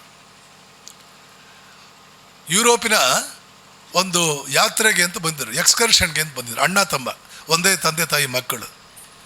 ಅವರ ಅಪ್ಪ ಜೂ, ಅಂದರೆ ಇಸ್ರೇಲ್ ದೇಶದವನು, ಅಥವಾ ಅವರಪ್ಪ ಪ್ರೊಟೆಸ್ಟೆಂಟ್, ಅವರ ತಾಯಿ ಜೂ, ಏನೋ ಇದೆ ಆ ಥರ. ಒಂದೇ ಧರ್ಮದವರಂತೂ ಅಲ್ಲ. ನಾವು ಕೋಡ್ಬಳೆ, ಚಕ್ಲಿ ಇತ್ಯಾದಿಗಳ ತೊಗೊಂಡು ಹೋಗಿರ್ತೀವಲ್ಲ ಹೊರಗಡೆ ಹೋದಾಗ, ವಾಪಸ್ ಇಂಡಿಯಾಗೆ ಬರುವಾಗ ಅದನ್ನೆಲ್ಲ ಯಾರು ಹೊತ್ಕೊಂಡು ಹೋಗ್ತಾರೆ?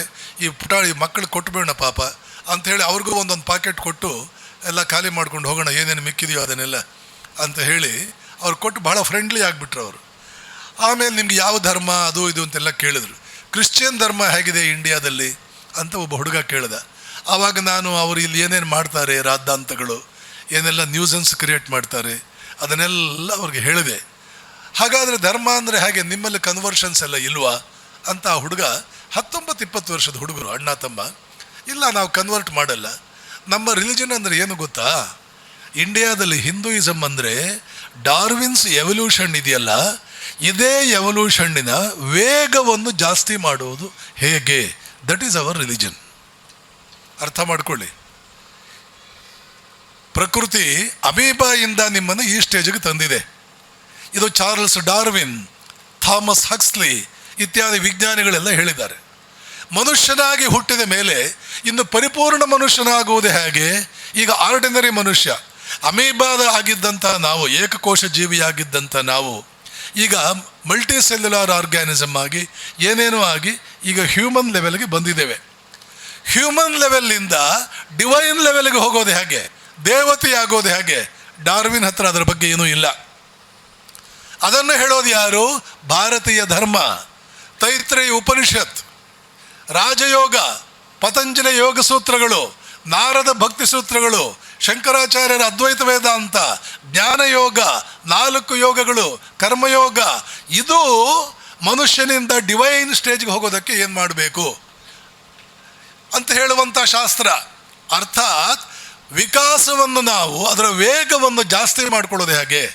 ಮನುಷ್ಯ ಜನ್ಮ ಬಂದ ಮೇಲೆ ಕೇವಲ 2-3 ಜನ್ಮಗಳಲ್ಲೇ ಪರಿಪೂರ್ಣತೆಯನ್ನು ಪಡ್ಕೊಂಡು ಬಿಡೋದು ಹೇಗೆ?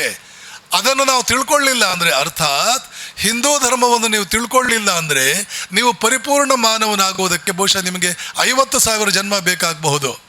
ಶಂಕರಾಚಾರ್ಯರಂತೂ ಹೇಳ್ತಾರೆ ವಿವೇಕ ಚೂಡಾಮಣಿಯಲ್ಲಿ, ಮುಕ್ತಿರ್ನೋ ಶತಕೋಟಿ ಜನ್ಮ ಸುಕೃತೈ ಪುಣ್ಯೈರ್ವಿನಾ ಲಭ್ಯತೆ. ಶತಕೋಟಿ ಜನ್ಮಗಳು ಬೇಕಾಗಬಹುದು ನೀವು ಪರಿಪೂರ್ಣ ಮಾನವ ಆಗುವುದಕ್ಕೆ. ಆದರೆ ನೀನು ಸನಾತನ ಧರ್ಮ, ಹಿಂದೂ ಧರ್ಮ ಅನುಸರಿಸಿದರೆ, ನೀನು ಸೀರಿಯಸ್ ಆಗಿ ತಗೊಂಡ್ರೆ 1 ಜನ್ಮ ಬೇಡ, 2 ಜನ್ಮ ಬೇಡ, 10 ಜನ್ಮದಲ್ಲಿ ಖಂಡಿತವಾಗಿಯೂ ಪರಿಪೂರ್ಣತೆಯನ್ನು ಸಾಧಿಸಿಬಿಡ್ತೀಯ. ಇದನ್ನು ನಾನು ಆಧುನಿಕ ವಿಜ್ಞಾನ ಮತ್ತು ಸ್ವಲ್ಪ ವಿವೇಕಾನಂದರ ಚಿಂತನೆಗಳು ಇದನ್ನೆಲ್ಲ ಯೂಸ್ ಮಾಡಿಕೊಂಡು ಆ 2 ಹುಡುಗರಿಗೆ ಎಕ್ಸ್ಪ್ಲೈನ್ ಮಾಡಿದೆ.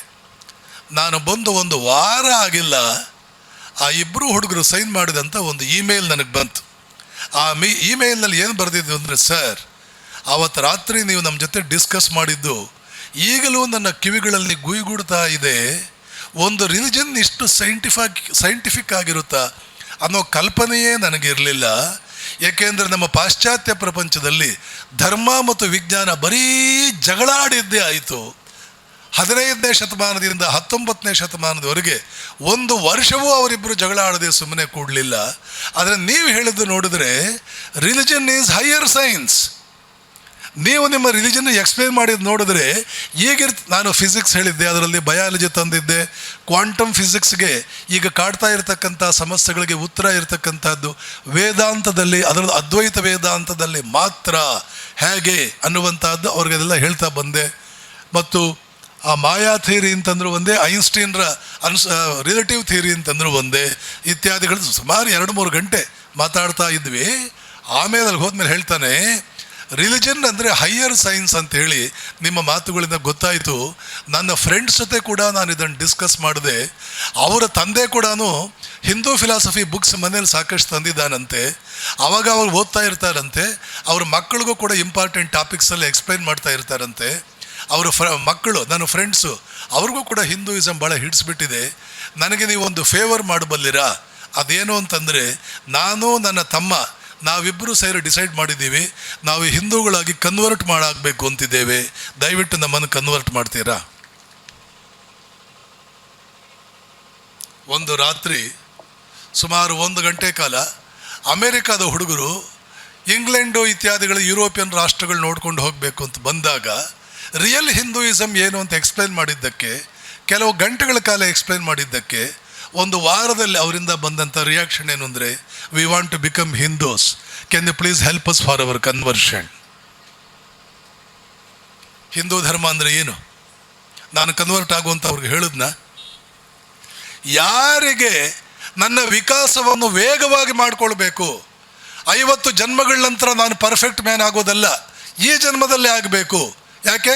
ಪರ್ಫೆಕ್ಟ್ ಮ್ಯಾನ್ ಆಗೋದ್ರಿಂದ ಐ ವಿಲ್ ಬಿಕಮ್ ಆಮ್ನಿಪೊಟೆಂಟ್, ಸರ್ವಶಕ್ತನಾಗ್ತೇನೆ, ನಾನು ಸರ್ವಜ್ಞನಾಗ್ತೇನೆ ಮತ್ತು ಆನಂದದಿಂದ ಕೂಡಿರ್ತೇನೆ ಯಾವಾಗಲೂ ಕೂಡ. ಮನುಷ್ಯ ಪರ್ಫೆಕ್ಟ್ ಮಾನವ ಆಗೋದ್ರಿಂದ ಆಗೋದೇನು? ಅಸಾಧ್ಯವಾದದ್ದು ಅವನಿಗೆ ಏನೂ ಆಗುವುದಿಲ್ಲ. ತೈತ್ರಿಯ ಉಪನಿಷತ್ತಿನ ಮಾತು ಹೇಳಬೇಕು ಅಂದರೆ, ಬ್ರಹ್ಮವಿತ್ ಸರ್ವಂ ಆಪ್ನೋತಿ ಬ್ರಹ್ಮವಿದಾಪ್ನೋತಿ ಪರಂ. ಯಾವುದ್ಯಾವುದು ಶ್ರೇಷ್ಠವಾದಿದೆಯೋ ಅದೆಲ್ಲವೂ ಬ್ರಹ್ಮವನ್ನು ಪಡೆದುಕೊಂಡವನಿಗೆ ಕೈ ಎಟುಕುತ್ತದೆ, ಎಲ್ಲವೂ ಅವನದಾಗುತ್ತದೆ. ಅಟ್ಟು ವಿಲ್, ವಿವೇಕಾನಂದರದನ್ನೇ ಹೇಳಿದ್ದು, ನನ್ನ ಇಚ್ಛಾ ಮಾತ್ರದಿಂದ ನಾನು ಇಡೀ ಶಂಕರ ವೇದಾಂತವನ್ನು ನಾನು ಡೈಜೆಸ್ಟ್ ಮಾಡಿಕೊಳ್ಳಬಲ್ಲೆ. ನನ್ನ ಇಚ್ಛಾ ಮಾತ್ರದಿಂದ ಇಡೀ ಒಂದು ಪುಸ್ತಕವನ್ನು ನನ್ನದಾಗಿಸಿಕೊಳ್ಳಬಲ್ಲೆ. ನನ್ನ ಇಚ್ಛಾ ಮಾತ್ರದಿಂದ ಯಾವುದೇ ಆರ್ಟ್ ನನ್ನದಾಗಿಸಿಕೊಳ್ಳಬಲ್ಲೆ. ನನ್ನ ಇಚ್ಛಾ ಮಾತ್ರದಿಂದ ಯಾವುದೇ ಜ್ಞಾನ ನನ್ನದಾಗಿಸಿಕೊಳ್ಳಬಲ್ಲೆ. ಯಾಕೆ? ಬ್ರಹ್ಮವಿತ್ ಆಪ್ನೋತಿ ಪರಂ. This is Hinduism. ಇದನ್ನು ಉಳಿಸುವುದಕ್ಕಾಗಿ ನಾವೆಲ್ಲ ಬದ್ಧರಾಗಲಿಲ್ಲ ಅಂದರೆ, ಇದರ ಮಹಿಮೆ ನಮಗೆ ಗೊತ್ತಾಗಲಿಲ್ಲ ಅಂದರೆ, ಪಾಶ್ಚಿಮಾತ್ಯರು ಒಂದು ರಾತ್ರಿಗೆ, ಇಲ್ಲ ಸ್ವಿಟ್ಜರ್ಲೆಂಡಿನ ಲೇಡಿ ಅವಳು ಮುಂದಿನ ಜನ್ಮದಲ್ಲಿ ಇಂಡಿಯಾದಲ್ಲಿ ಹುಟ್ಟಬೇಕಲ್ಲ, ರಷ್ಯಾದಲ್ಲಿ 25 ಲಕ್ಷ ಜನ, ಅಮೇರಿಕಾದಲ್ಲಿ 28% ಜನ ಸೈಲೆಂಟಾಗಿ ಯಾರಿಗೂ ಹೇಳದೆ ತಾವೇ ತಮ್ಮದೇ ಆದ ರೀತಿಯಲ್ಲಿ ಈ ಅದ್ಭುತವಾದ ತತ್ವಗಳಿಗೆ ಮನಸ್ಸೋತು ಇದನ್ನು ಒಪ್ಕೊಳ್ತಾ ಇದ್ದಾಗ ಇದ್ರ ಬೆಲೆ ಏನಿರಬಹುದು? ಇದು ಇಲ್ಲಿ ಏನಿರಬಹುದು? ಇಂಥದ್ದೊಂದನ್ನು ಕೊಟ್ಟರೆ ಆರ್ನಾಲ್ಡ್ ಟಾನ್ಬಿ ಏನು ಹೇಳ್ದ? ಯುರೋಪ್ ಉಳಿಬೇಕು ಅಂತಿದ್ರೆ, ಅದು ಉಳಿಬೇಕು ಅಂತಿದ್ರೆ ಇಂಡಿಯನ್ ಕಲ್ಚರ್ನ ನಾವು ಅಡಾಪ್ಟ್ ಮಾಡ್ಕೊಳ್ಬೇಕು. ಇಂಡಿಯನ್ ಕಲ್ಚರ್ನ ಅಡಾಪ್ಟ್ ಮಾಡ್ಕೊಳ್ಬೇಕು. ಆ ಇಂಡಿಯನ್ ಕಲ್ಚರ್ ಅಂದರೆ ಏನು? ಆ ಹಿಂದೂ ಧರ್ಮ ಅಂದರೆ ಏನು? ನೆನಪಿಟ್ಕೊಳ್ಳಿ, ಈ ಧರ್ಮ ಭಾರತೀಯ ಎಲ್ಲ ಶಕ್ತಿಗಳನ್ನು ಒಳಗೊಂಡಿದೆ. ಯಾವಾಗ ವಿವೇಕಾನಂದರು ಈ ಧರ್ಮಕ್ಕೆ ಜೀವ ತುಂಬಿದರು, ಅದರ ಆಚೆಗೇನೆ ಈ ದೇಶಕ್ಕೆ ಜೀವ ಬಂದಿದ್ದು. 1897ರಲ್ಲಿ ಮೆಡ್ರಾಸಿನಲ್ಲಿ ಏನು ಉಪನ್ಯಾಸಗಳನ್ನು ಕೊಟ್ಟರು, ಯುರೋಪಿನ ಸುಪ್ರಸಿದ್ಧ ನೋಬೆಲ್ ಪಾರಿತೋಷಕ ರೋಮೈ ರೋಲಾ ಹೇಳ್ತಾನೆ, ಮೆಡ್ರಾಸಿನ ಉಪನ್ಯಾಸಗಳು ಕೃಷ್ಣನ ಪಾಂಚಜನ್ಯಕ್ಕೆ ಸಮವಾದವು. ಅಲ್ಲಿಂದ ಇಡೀ ದೇಶವೇ ಮೈ ಕೊಡವಿಕೊಂಡು ಎದ್ದಿತು. ಏನು ಆಶ್ಚರ್ಯ! ಆ ಉಪನ್ಯಾಸಗಳ ಪ್ರಭಾವದಿಂದ ಕೇವಲ 50 ವರ್ಷಗಳಲ್ಲಿ ಭಾರತೀಯರಿಗೆ ಸ್ವಾತಂತ್ರ್ಯ ಬಂತು. ಅದಕ್ಕಿಂತ ಮುಂಚೆ 200 ವರ್ಷಗಳಿಂದ ಅವರು ಹೊಡೆದಾಡಿದ್ದೇ ಪರಿಣಾಮವಾಗಲಿಲ್ಲ. ಯಾವಾಗ ಧರ್ಮಕ್ಕೆ ಶಕ್ತಿ ಬಂತು, ದೇಶಕ್ಕೆ ಇನ್ನಿಲ್ಲದ ಶಕ್ತಿ ಬಂತು. ಅದು ಈ ಧರ್ಮ, ಈ ದೇಶಗಳ ನಡುವಿನ ಒಂದು ಸಂಬಂಧ. ಆದ್ದರಿಂದ ವಿವೇಕಾನಂದರು ಹೇಳ್ತಾರೆ, ಧರ್ಮವನ್ನು ಪಕ್ಕಕ್ಕಿಟ್ಟು ಈ ದೇಶವನ್ನು ಎಂದೂ ಮೇಲಕ್ಕೆತ್ತಲಾರೆ. ಈ ಧರ್ಮವನ್ನು ಪಕ್ಕಕ್ಕಿಟ್ಟು ಈ ದೇಶವನ್ನು ಉದ್ಧಾರ ಮಾಡ್ತೀವಿ, ಮರೆತು ಬಿಡು. ಧರ್ಮವನ್ನು ಪಕ್ಕಕ್ಕಿಟ್ಟು ಬೇರೆ ಯಾವುದಾದ್ರೂ ರೀತಿಯಲ್ಲಿ ನೀನು ಇದನ್ನು ಉದ್ಧಾರ ಮಾಡ್ತೀನಿ ಅಂತ, in 3 generations you will become an extinct race. ಒಂದು ಸಂಪೂರ್ಣವಾಗಿ ನಿರ್ನಾಮವಾದ ಒಂದು ಜನಾಂಗ ಆಗಿಬಿಡ್ತೀರಿ. ಹೀಗಾಗಿ ಪ್ರೀತಿಯ ಬಂಧುಗಳೇ, ಧರ್ಮದ ಬಗ್ಗೆ ಅಭಿಮಾನ, ದೇಶದ ಬಗ್ಗೆ ಒಂದು ಅಭಿಮಾನ, ಧರ್ಮದ ಬಗ್ಗೆ ಅಭಿಮಾನ, ಎಂಥ ಶ್ರೇಷ್ಠವಾದ ರಕ್ತ. ಅಮೆರಿಕದ ಯಾವುದೇ ಶಾಲೆಗೆ ಹೋಗಿ ನೋಡಿ, 15 ಸಲ ಅಮೆರಿಕಕ್ಕೆ ಹೋಗಿ ಬಂದವನು ನಾನು. ಇಲ್ಲಿ ಕೂತ್ಕೊಂಡು ಏನೋ ಮಾತಾಡ್ತಾ ಇದ್ದೀನಿ ಅಂತ ಅಂದ್ಕೋಬೇಡಿ. 15 ಸಲ ಹೋಗಿ ಬಂದವನು. ಯಾವುದೇ ಶಾಲೆಗೆ ಹೋಗಿ ನೋಡಿ, ಅಲ್ಲಿ 10 ಜನ ಟಾಪರ್ಸಲ್ಲಿ ಯಾವುದೇ ಕ್ಲಾಸ್ನಲ್ಲಿ 8 ಜನ toppers Indian boys and Indian girls. ಒಬ್ಬಳು ನೀಗ್ರೋ ಪ್ರೊಫೆಸರ್, ಒಬ್ಬಳು ಒಂದು ಹೈಸ್ಕೂಲ್ ಮತ್ತು ಕಾಲೇಜ್ ಎರಡಕ್ಕೂ ಪಾಠ ಮಾಡೋಳು ನನಗಿದನ್ನು ಕೇಳಿದ್ಲು, ಏನಿದು ನೋಡಿ, 35 ವರ್ಷದಿಂದ ಇಂಗ್ಲೀಷ್ ಸ್ಪೆಲ್ಲಿಂಗ್ಸಲ್ಲಿ, ಇಂಗ್ಲೀಷ್ ನಮ್ಮ ಮಾತೃಭಾಷೆ ಅಲ್ವೇ ಅಲ್ಲ ಭಾರತೀಯರಿಗೆ, ಆದರೆ ಪ್ರೈಸ್ ತಗೊಳ್ತಾ ಇರೋದು ಭಾರತೀಯರು. ಯಾರ್ದು ಮಾತೃಭಾಷೆ ಇಂಗ್ಲೀಷ್ ಇದೆ ಅವ್ರಿಗೆ ಪ್ರೈಸೇ ಇಲ್ಲ. ಏನಿದ್ರ ಅರ್ಥ?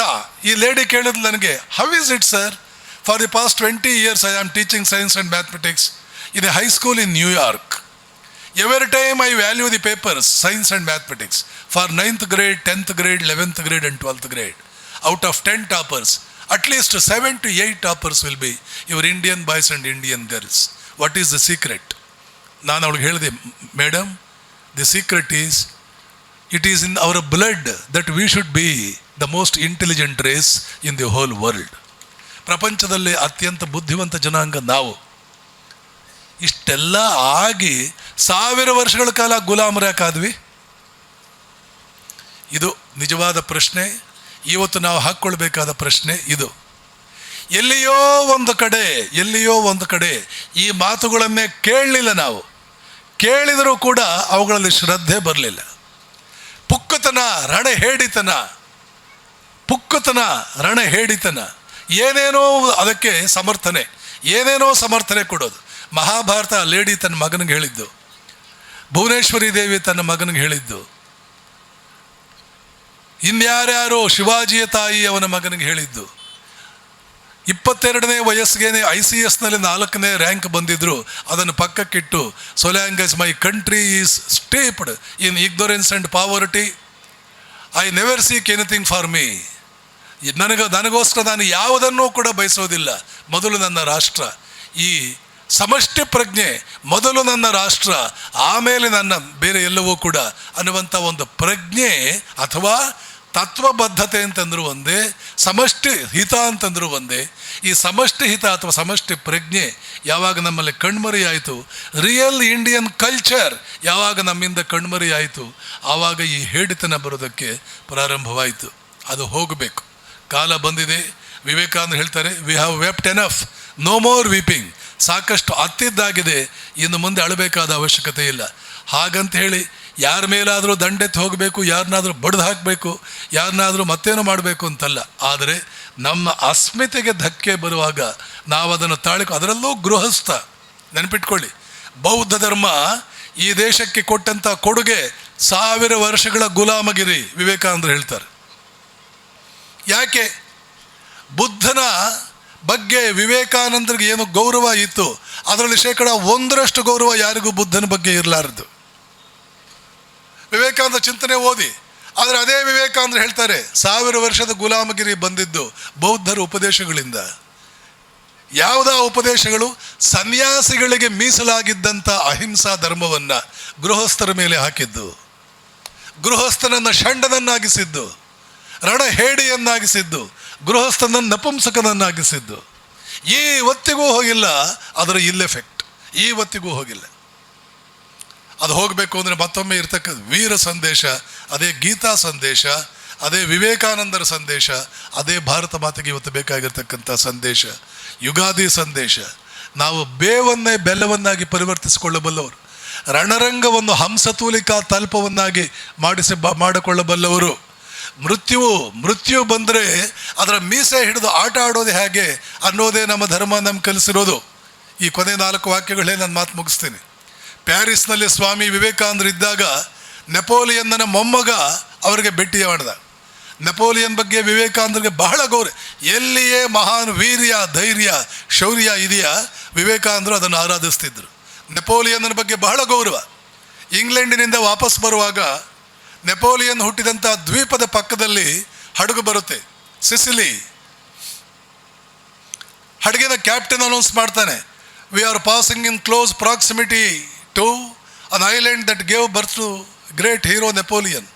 ನೆಪೋಲಿಯನ್ಗೆ ಜನ್ಮ ಕೊಟ್ಟಂಥ ಒಂದು ದ್ವೀಪದ ಹತ್ತಿರ ಹೋಗ್ತಾ ಇದೆ ನಮ್ಮ ಶಿಪ್. ಇದನ್ನು ಕೇಳಿಸ್ಕೊಂಡ ತಕ್ಷಣ ವಿವೇಕಾನಂದರು ಕೂತಿದ್ದವರು ಎದ್ದು ನಿಂತ್ಕೊಂಡು ಎರಡೂ ಕೈ ಜೋಡಿಸ್ತಾರೆ, ಆ ದ್ವೀಪದ ಕಡೆಗೆ ಎರಡೂ ಕೈ ಜೋಡಿಸ್ತಾರೆ. ಅಷ್ಟು ಅಭಿಮಾನಿ, ನೆಪೋಲಿಯನ್ ಅಭಿಮಾನಿ. ಅವರ ಮೊಮ್ಮಗ ವಿವೇಕಾನಂದರನ್ನು ಮೀಟ್ ಮಾಡ್ತಾನೆ. ಖುಷಿಯಾಗಿಬಿಡ್ತೀವಿ ವಿವೇಕಾನಂದರಿಗೆ. ಇಂಡಿಯಾಗೆ ಬಾರೋ ನನ್ನ ಜೊತೆ ಇಂಡಿಯಾಗೆ ಬಾ. ಅವನು ಕೇಳ್ತಾನೆ, ನನಗೆ ಏನು ಪ್ರಯೋಜನ, ಏನು ಸಿಗುತ್ತೆ ನನಗೆ ಇಂಡಿಯಾಗೆ ಬಂದರೆ? ಏನು ಹೇಳಬೇಕು ವಿವೇಕಾನಂದರು ಇದಕ್ಕೆ, ಈ ಪ್ರಶ್ನೆಗೆ ಏನು ಹೇಳ್ತಿರ್ಬೇಕು? ಹೇಳ್ತಾರೆ ಅವರು, ಬಾ ನಾನು ನಿನಗೆ ಏನೋ ಒಂದು ಕಲಿಸ್ತೀನಿ. ಏನು ಕಲಿಸ್ತೀನಿ ಗೊತ್ತಾ? ನಾಳೆ ಮೃತ್ಯು ನಿನ್ನ ಹತ್ತಿರ ಬಂದರೆ ಅದರ ಮೀಸೆ ಹಿಡಿದು ಅದ್ರ ಜೊತೆ ಆಟ ಆಡೋದು ಹೇಗೆ ಅಂತ ಕಲಿಸ್ತೀನಿ, ಬಾ.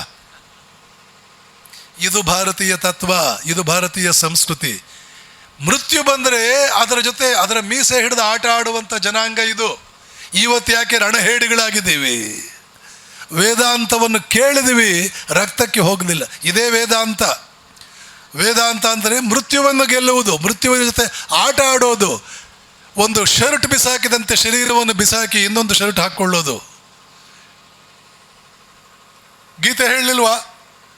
ವಿವೇಕಾನಂದರು ಹೇಳಿದ್ರು, ಒಂದು ಶರ್ಟ್ ಬಿಸಾಕದಂತೆ ಬಿಸಾಕ್ತೇನೆ ನನ್ನ ಶರೀರವನ್ನು. ಹಾಗೆಯೇ 2 ಸಲ ಪ್ರಾಣಾಯಾಮ ಮಾಡಿ ಒಂದು ಶರ್ಟ್ ಬಿಸಾಕಿದಂತೆ ಬಿಸಾಕಿದರು. ಆದ್ದರಿಂದ ಪ್ರೀತಿಯ ಬಂಧುಗಳೇ, ನಿಮ್ಮ ಹಿಂದಿನವರೇ ಬದುಕಿದಂತಹ ಒಂದು ಪರಂಪರೆ, ಅದನ್ನು ನಾವು ಅವಲೋಕಿಸಬೇಕು. ವೇದಾಂತದಲ್ಲಿ, ವಿಶೇಷವಾಗಿ ಈಶಾವಾಸ್ಯ ಉಪನಿಷತ್ತಿನಲ್ಲಿ ಪಂಚಯಜ್ಞಗಳನ್ನು ಕುರಿತು ಹೇಳುವಾಗ ಇದನ್ನು ಪಿತೃಯಜ್ಞ, ಋಷಿಯಜ್ಞ ಅಂತ ಕರೀತಾರೆ. ನಮ್ಮ ಹಿಂದಿನವರು ಹೇಗೆ ಬದುಕಿದರು, ನಮ್ಮ ದೇಶದ ಚಿಂತನೆ ಯಾವುದು, ಇದನ್ನು ಅವಲೋಕಿಸಬೇಕು, ಅರ್ಥ ಮಾಡಿಕೊಳ್ಳಬೇಕು. ಯಾವ ರಕ್ತ ನನ್ನಲ್ಲಿ ಹರಿತಾ ಇದೆ, ಎಂಥ ಆದರ್ಶ ಪುರುಷ, ಎಂಥ ದೇವಲೋಕದಲ್ಲಿ ಹುಟ್ಟಿದ್ದೇನೆ ನಾನು, ಎಂತಹ ಮಹಾಪುರುಷ ನಾನು ಸಾಮಾನ್ಯನೇ, ಆದರೆ ಇವತ್ತು ನಾನು ಹೇಗೆ ಬದುಕ್ತಾ ಇದ್ದೀನಿ ಅನ್ನುವಂಥ ಪ್ರಶ್ನೆಯನ್ನು ನಮ್ಮ ಮುಂದೆ ಬದುಕಬೇಕು. ಆ ಪ್ರಶ್ನೆಗೆ ಉತ್ತರ ಕಂಡುಕೊಳ್ಳಬೇಕು. ಅದಕ್ಕೆ ತಕ್ಕಂತೆ ನಮ್ಮ ಜೀವನ ಧರ್ಮಗಳನ್ನು ತಿದ್ದುಕೊಳ್ಳಬೇಕು. ಅದ್ಭುತವಾದ ರೀತಿಯಲ್ಲಿ ನಮ್ಮ ಜೀವನಗಳನ್ನು ನಿತ್ಯೋತ್ಸವಗಳನ್ನಾಗಿ ಮಾಡಿಕೊಳ್ಬೇಕು. ಅಂತಹ ಮಹಾಶಕ್ತಿ, ಆ ಪ್ರೇರಣೆ, ಆ ಪ್ರಚೋದನೆ, ಆ ಮಹಾನ್ ಸಂಸ್ಕೃತಿ ನಿಮ್ಮ ಉಸಿರಾಗಲಿ. ಇದಕ್ಕೆ ಬೇಕಾದಂತಹ ಎಲ್ಲ ಶಕ್ತಿಯನ್ನು ಪರಮಾತ್ಮ ನಿಮಗೆ ಅನುಗ್ರಹಿಸಲಿ ಅಂತ ಹೇಳಿ ಈ ಅವಕಾಶ ಕೊಟ್ಟಿದ್ದಕ್ಕೆ ನಾನು ಎಲ್ಲರಿಗೂ ಧನ್ಯವಾದ ಹೇಳ್ತೇನೆ. ರಾಜೇಶ್ ಅಂತ ಇಲ್ಲೊಬ್ಬರಿದ್ದಾರೆ, ಅವರು ಗದಗಿನ ರಾಮಕೃಷ್ಣ ಆಶ್ರಮದ ಜೊತೆ ಸಂಪರ್ಕ ಇದ್ದಾರೆ. ಮತ್ತು ಮಾನ್ಯ ಹೆಗಡೆಯವರು ಕೂಡ 4-6 ಸಲ ಫೋನ್ ಮಾಡಿ, ಇನ್ನೂ ಹಲವಾರು ಮಹಾಪುರುಷರು ಫೋನ್ ಮಾಡಿದ್ದರು. ನಾನು ಕಾರ್ಯದರ್ಶಿಗಳನ್ನು ಪರಿಚಯ ಮಾಡಿಕೊಂಡು ನಾನು ಇಂಥ ಒಂದು ಘನ ಕಾರ್ಯಕ್ರಮ ಇದು ಅನ್ನೋ ಕಲ್ಪನೆ ನನಗಿರಲಿಲ್ಲ. ಬಹಳ ದೂರ ಹೋಗಿರ್ತೀನಿ ಕಾರ್ಯಕ್ರಮಗಳಿಗೆ, ಅಲ್ಲಿ ಸ್ವಲ್ಪ ನಿರಾಸೆ ಆಗಿರುತ್ತೆ. ಸುಮ್ಮನೆ ಇಷ್ಟು ದೂರ ಎಲ್ಲ ಯಾಕೆ ಬರೋದು, ಎಲ್ಲೋ ಹತ್ತಿರದಲ್ಲಿರೋ ಕಾರ್ಯಕ್ರಮಗಳಿಗೆ ಹೋಗೋಣ ಇನ್ಮೇಲೆ ಸಾಕು ಅಂತ ನಿರ್ಧಾರ ಮಾಡಿಬಿಟ್ಟಿದ್ದೆ. ಇವತ್ತಿನ ಕಾರ್ಯಕ್ರಮಕ್ಕೆ ನಾನು ಬಂದಿರಲಿಲ್ಲ ಅಂದರೆ ಜೀವನದಲ್ಲಿ ಬಹಳ ಕಳ್ಕೊಳ್ತಿದ್ದೆ ನಾನು. ಇವತ್ತೇನೋ ಮಹತ್ತರವಾದ್ದನ್ನು ಪಡ್ಕೊಂಡೆ. ನಿಮಗೆಲ್ಲರಿಗೂ ಪರಮಾತ್ಮ ಒಳ್ಳೆಯದು ಮಾಡಲಿ. ದೀರ್ಘಾಯುಷ್ಮಾನ್ ಭವ, ಸಮಸ್ತ ಸನ್ಮಂಗಳಾನಿ ಭವಂತು. ಹರಿ ಓಂ ತತ್ಸತ್. ಶ್ರೀರಾಮಕೃಷ್ಣಾರ್ಪಣಮಸ್ತು. ಉತ್ಸವದ ಅಂತ್ಯದಲ್ಲಿ ವಂದೇ ಮಾತರಂ ಗೀತ ಗಾಯನ ನಡೆಯಲಿದೆ. ದಯವಿಟ್ಟು ಸಭಿಕರೆಲ್ಲರೂ ಶಾಂತಚಿತ್ತದಿಂದ ಆಸೀನರಾಗಿರುವಂತೆ ಕೇಳಿಕೊಳ್ತೇವೆ. ಪಂಪ ಸೋತು ತಂಪ ನುಡಿಯ ಬರೆದ ಬನವಾಸಿಯ ಸಿರಿಗೆ ಅದು ಅಮೃತದ ಘಳಿಗೆ. ಅಳಿವ ಬಾಳಿಗೆ ಅರಿವು ಆರದ ಆರಾಧ್ಯ ದೀಪ. ಕಳೆವ ಕಾಲನ ನೆನೆ ದೇವ ತೊಳೆಯಲೆಮ್ಮ ಮನದ ತಾಪ. ವೀರಭಕ್ತಿಯ ರಸಸ್ವಾದಕ್ಕೆ ಬೇವು ಬೆಲ್ಲಗಳೇ ಪ್ರೇರಣೆ. ನೋವು ನಲಿವಿನ ಸ್ವೀಕಾರಕ್ಕೆ ಜೊತೆಗಿರಲಿ ಗುರು ಕರುಣೆ. ಗಾಂಧಾರಿ ಆಶೀರ್ವದಿಸಲಿಲ್ಲ ದುರ್ಯೋಧನನ 3 ಕರೆಗೂ. ಓಂಕಾರ ಆವರಿಸುತ್ತಿದೆ ಜಗವೆಲ್ಲ. ಭಾರತ ಭಕ್ತಿಯೇ ಗೆಲ್ಲುತ್ತದೆ ಕೊನೆಗೂ, ಭಾರತ ಭಕ್ತಿಯೇ ಗೆಲ್ಲುತ್ತದೆ ಕೊನೆಗೂ. ಪೂಜ್ಯರ ವೀರರಸದ ಭಕ್ತಿರಸದ ಆಶೀರ್ವಾದ ನುಡಿಗಳಿಗೆ ಶಿರಬಾಗಿ ಚರಣ ಪೂಜಿತ ವಂದನೆಗಳನ್ನು ಸಲ್ಲಿಸುತ್ತೇವೆ. ಸ್ವಾತಂತ್ರ್ಯ ಹೋರಾಟದಿಂದ ಆರಂಭಿಸಿ ಇಂದಿನವರೆಗೂ ಭಾರತ ಬಂಧವನ್ನು ಗಟ್ಟಿಯಾಗಿ ಹಿಡಿದಿಟ್ಟಿರುವ ಗೀತೆ ವಂದೇ ಮಾತರಂ. ಇದೀಗ ರಾಷ್ಟ್ರಗಾನದ ಗಾಯನಕ್ಕಾಗಿ ಶ್ರೀ ಮಹೇಶ್ ನಾಯ್ಕ್.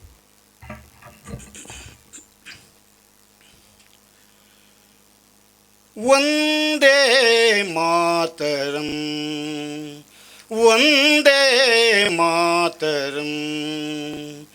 ಸುಜಲಾಂ ಸುಫಲಾಂ ಮಲಯಜ ಶೀತಲಾಂ ಸಸ್ಯಶ್ಯಾಮಲಾಂ ಮಾತರಂ. ವಂದೇ ಮಾತರಂ.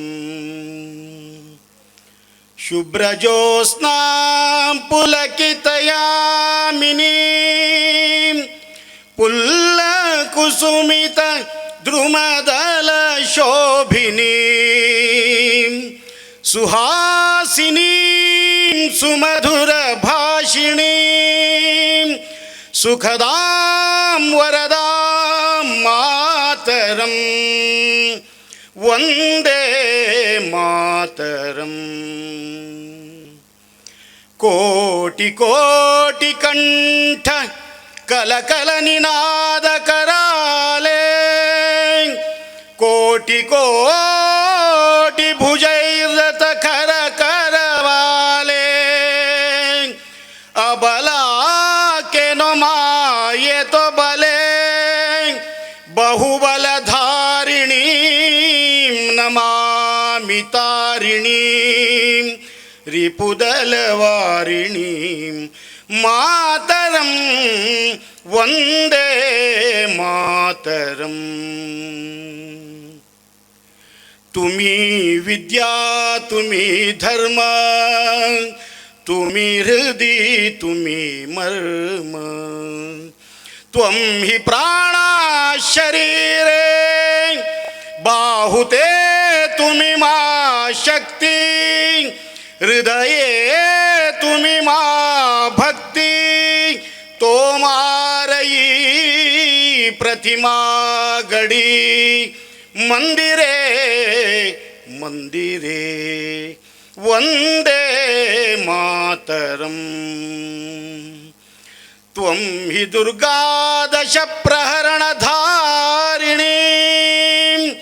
ಕಮಲಾ ಕಮಲದಲ ವಿಹಾರಿಣೀ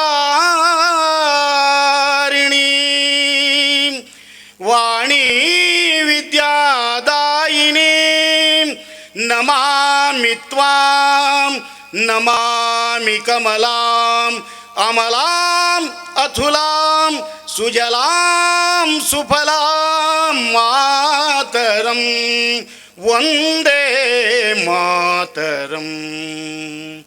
ಶ್ಯಾಮಲಾಂ ಸರಳಾಂ ಸುಸ್ಮಿತಾಂ ಭೂಷಿತಾಂ ಧರಣೀಂ ಭರಣೀಂ ಮಾತರಂ ವಂದೇ ಮಾತರಂ ವಂದೇ ಮಾತರಂ.